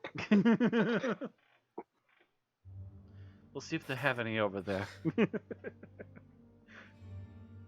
And this is probably a good time for you to call it for the night because it's. Yep, like we are 5 minutes. minutes out from our usual end of the stream. So, yeah, we're going to call it here. Thanks, everybody, for watching. Hope you all enjoyed. Just a kind of casual stroll across the sea now. We'll see what happens on day 3. So, thanks again for watching. Hope you all enjoyed, and we'll see you all next time. I do love that we managed to go like basically a whole session with nothing but role playing. Happens. It really does happen. Like it's actually enjoyable though. It's a nice relaxing session when that happens. Yeah, a little bit does.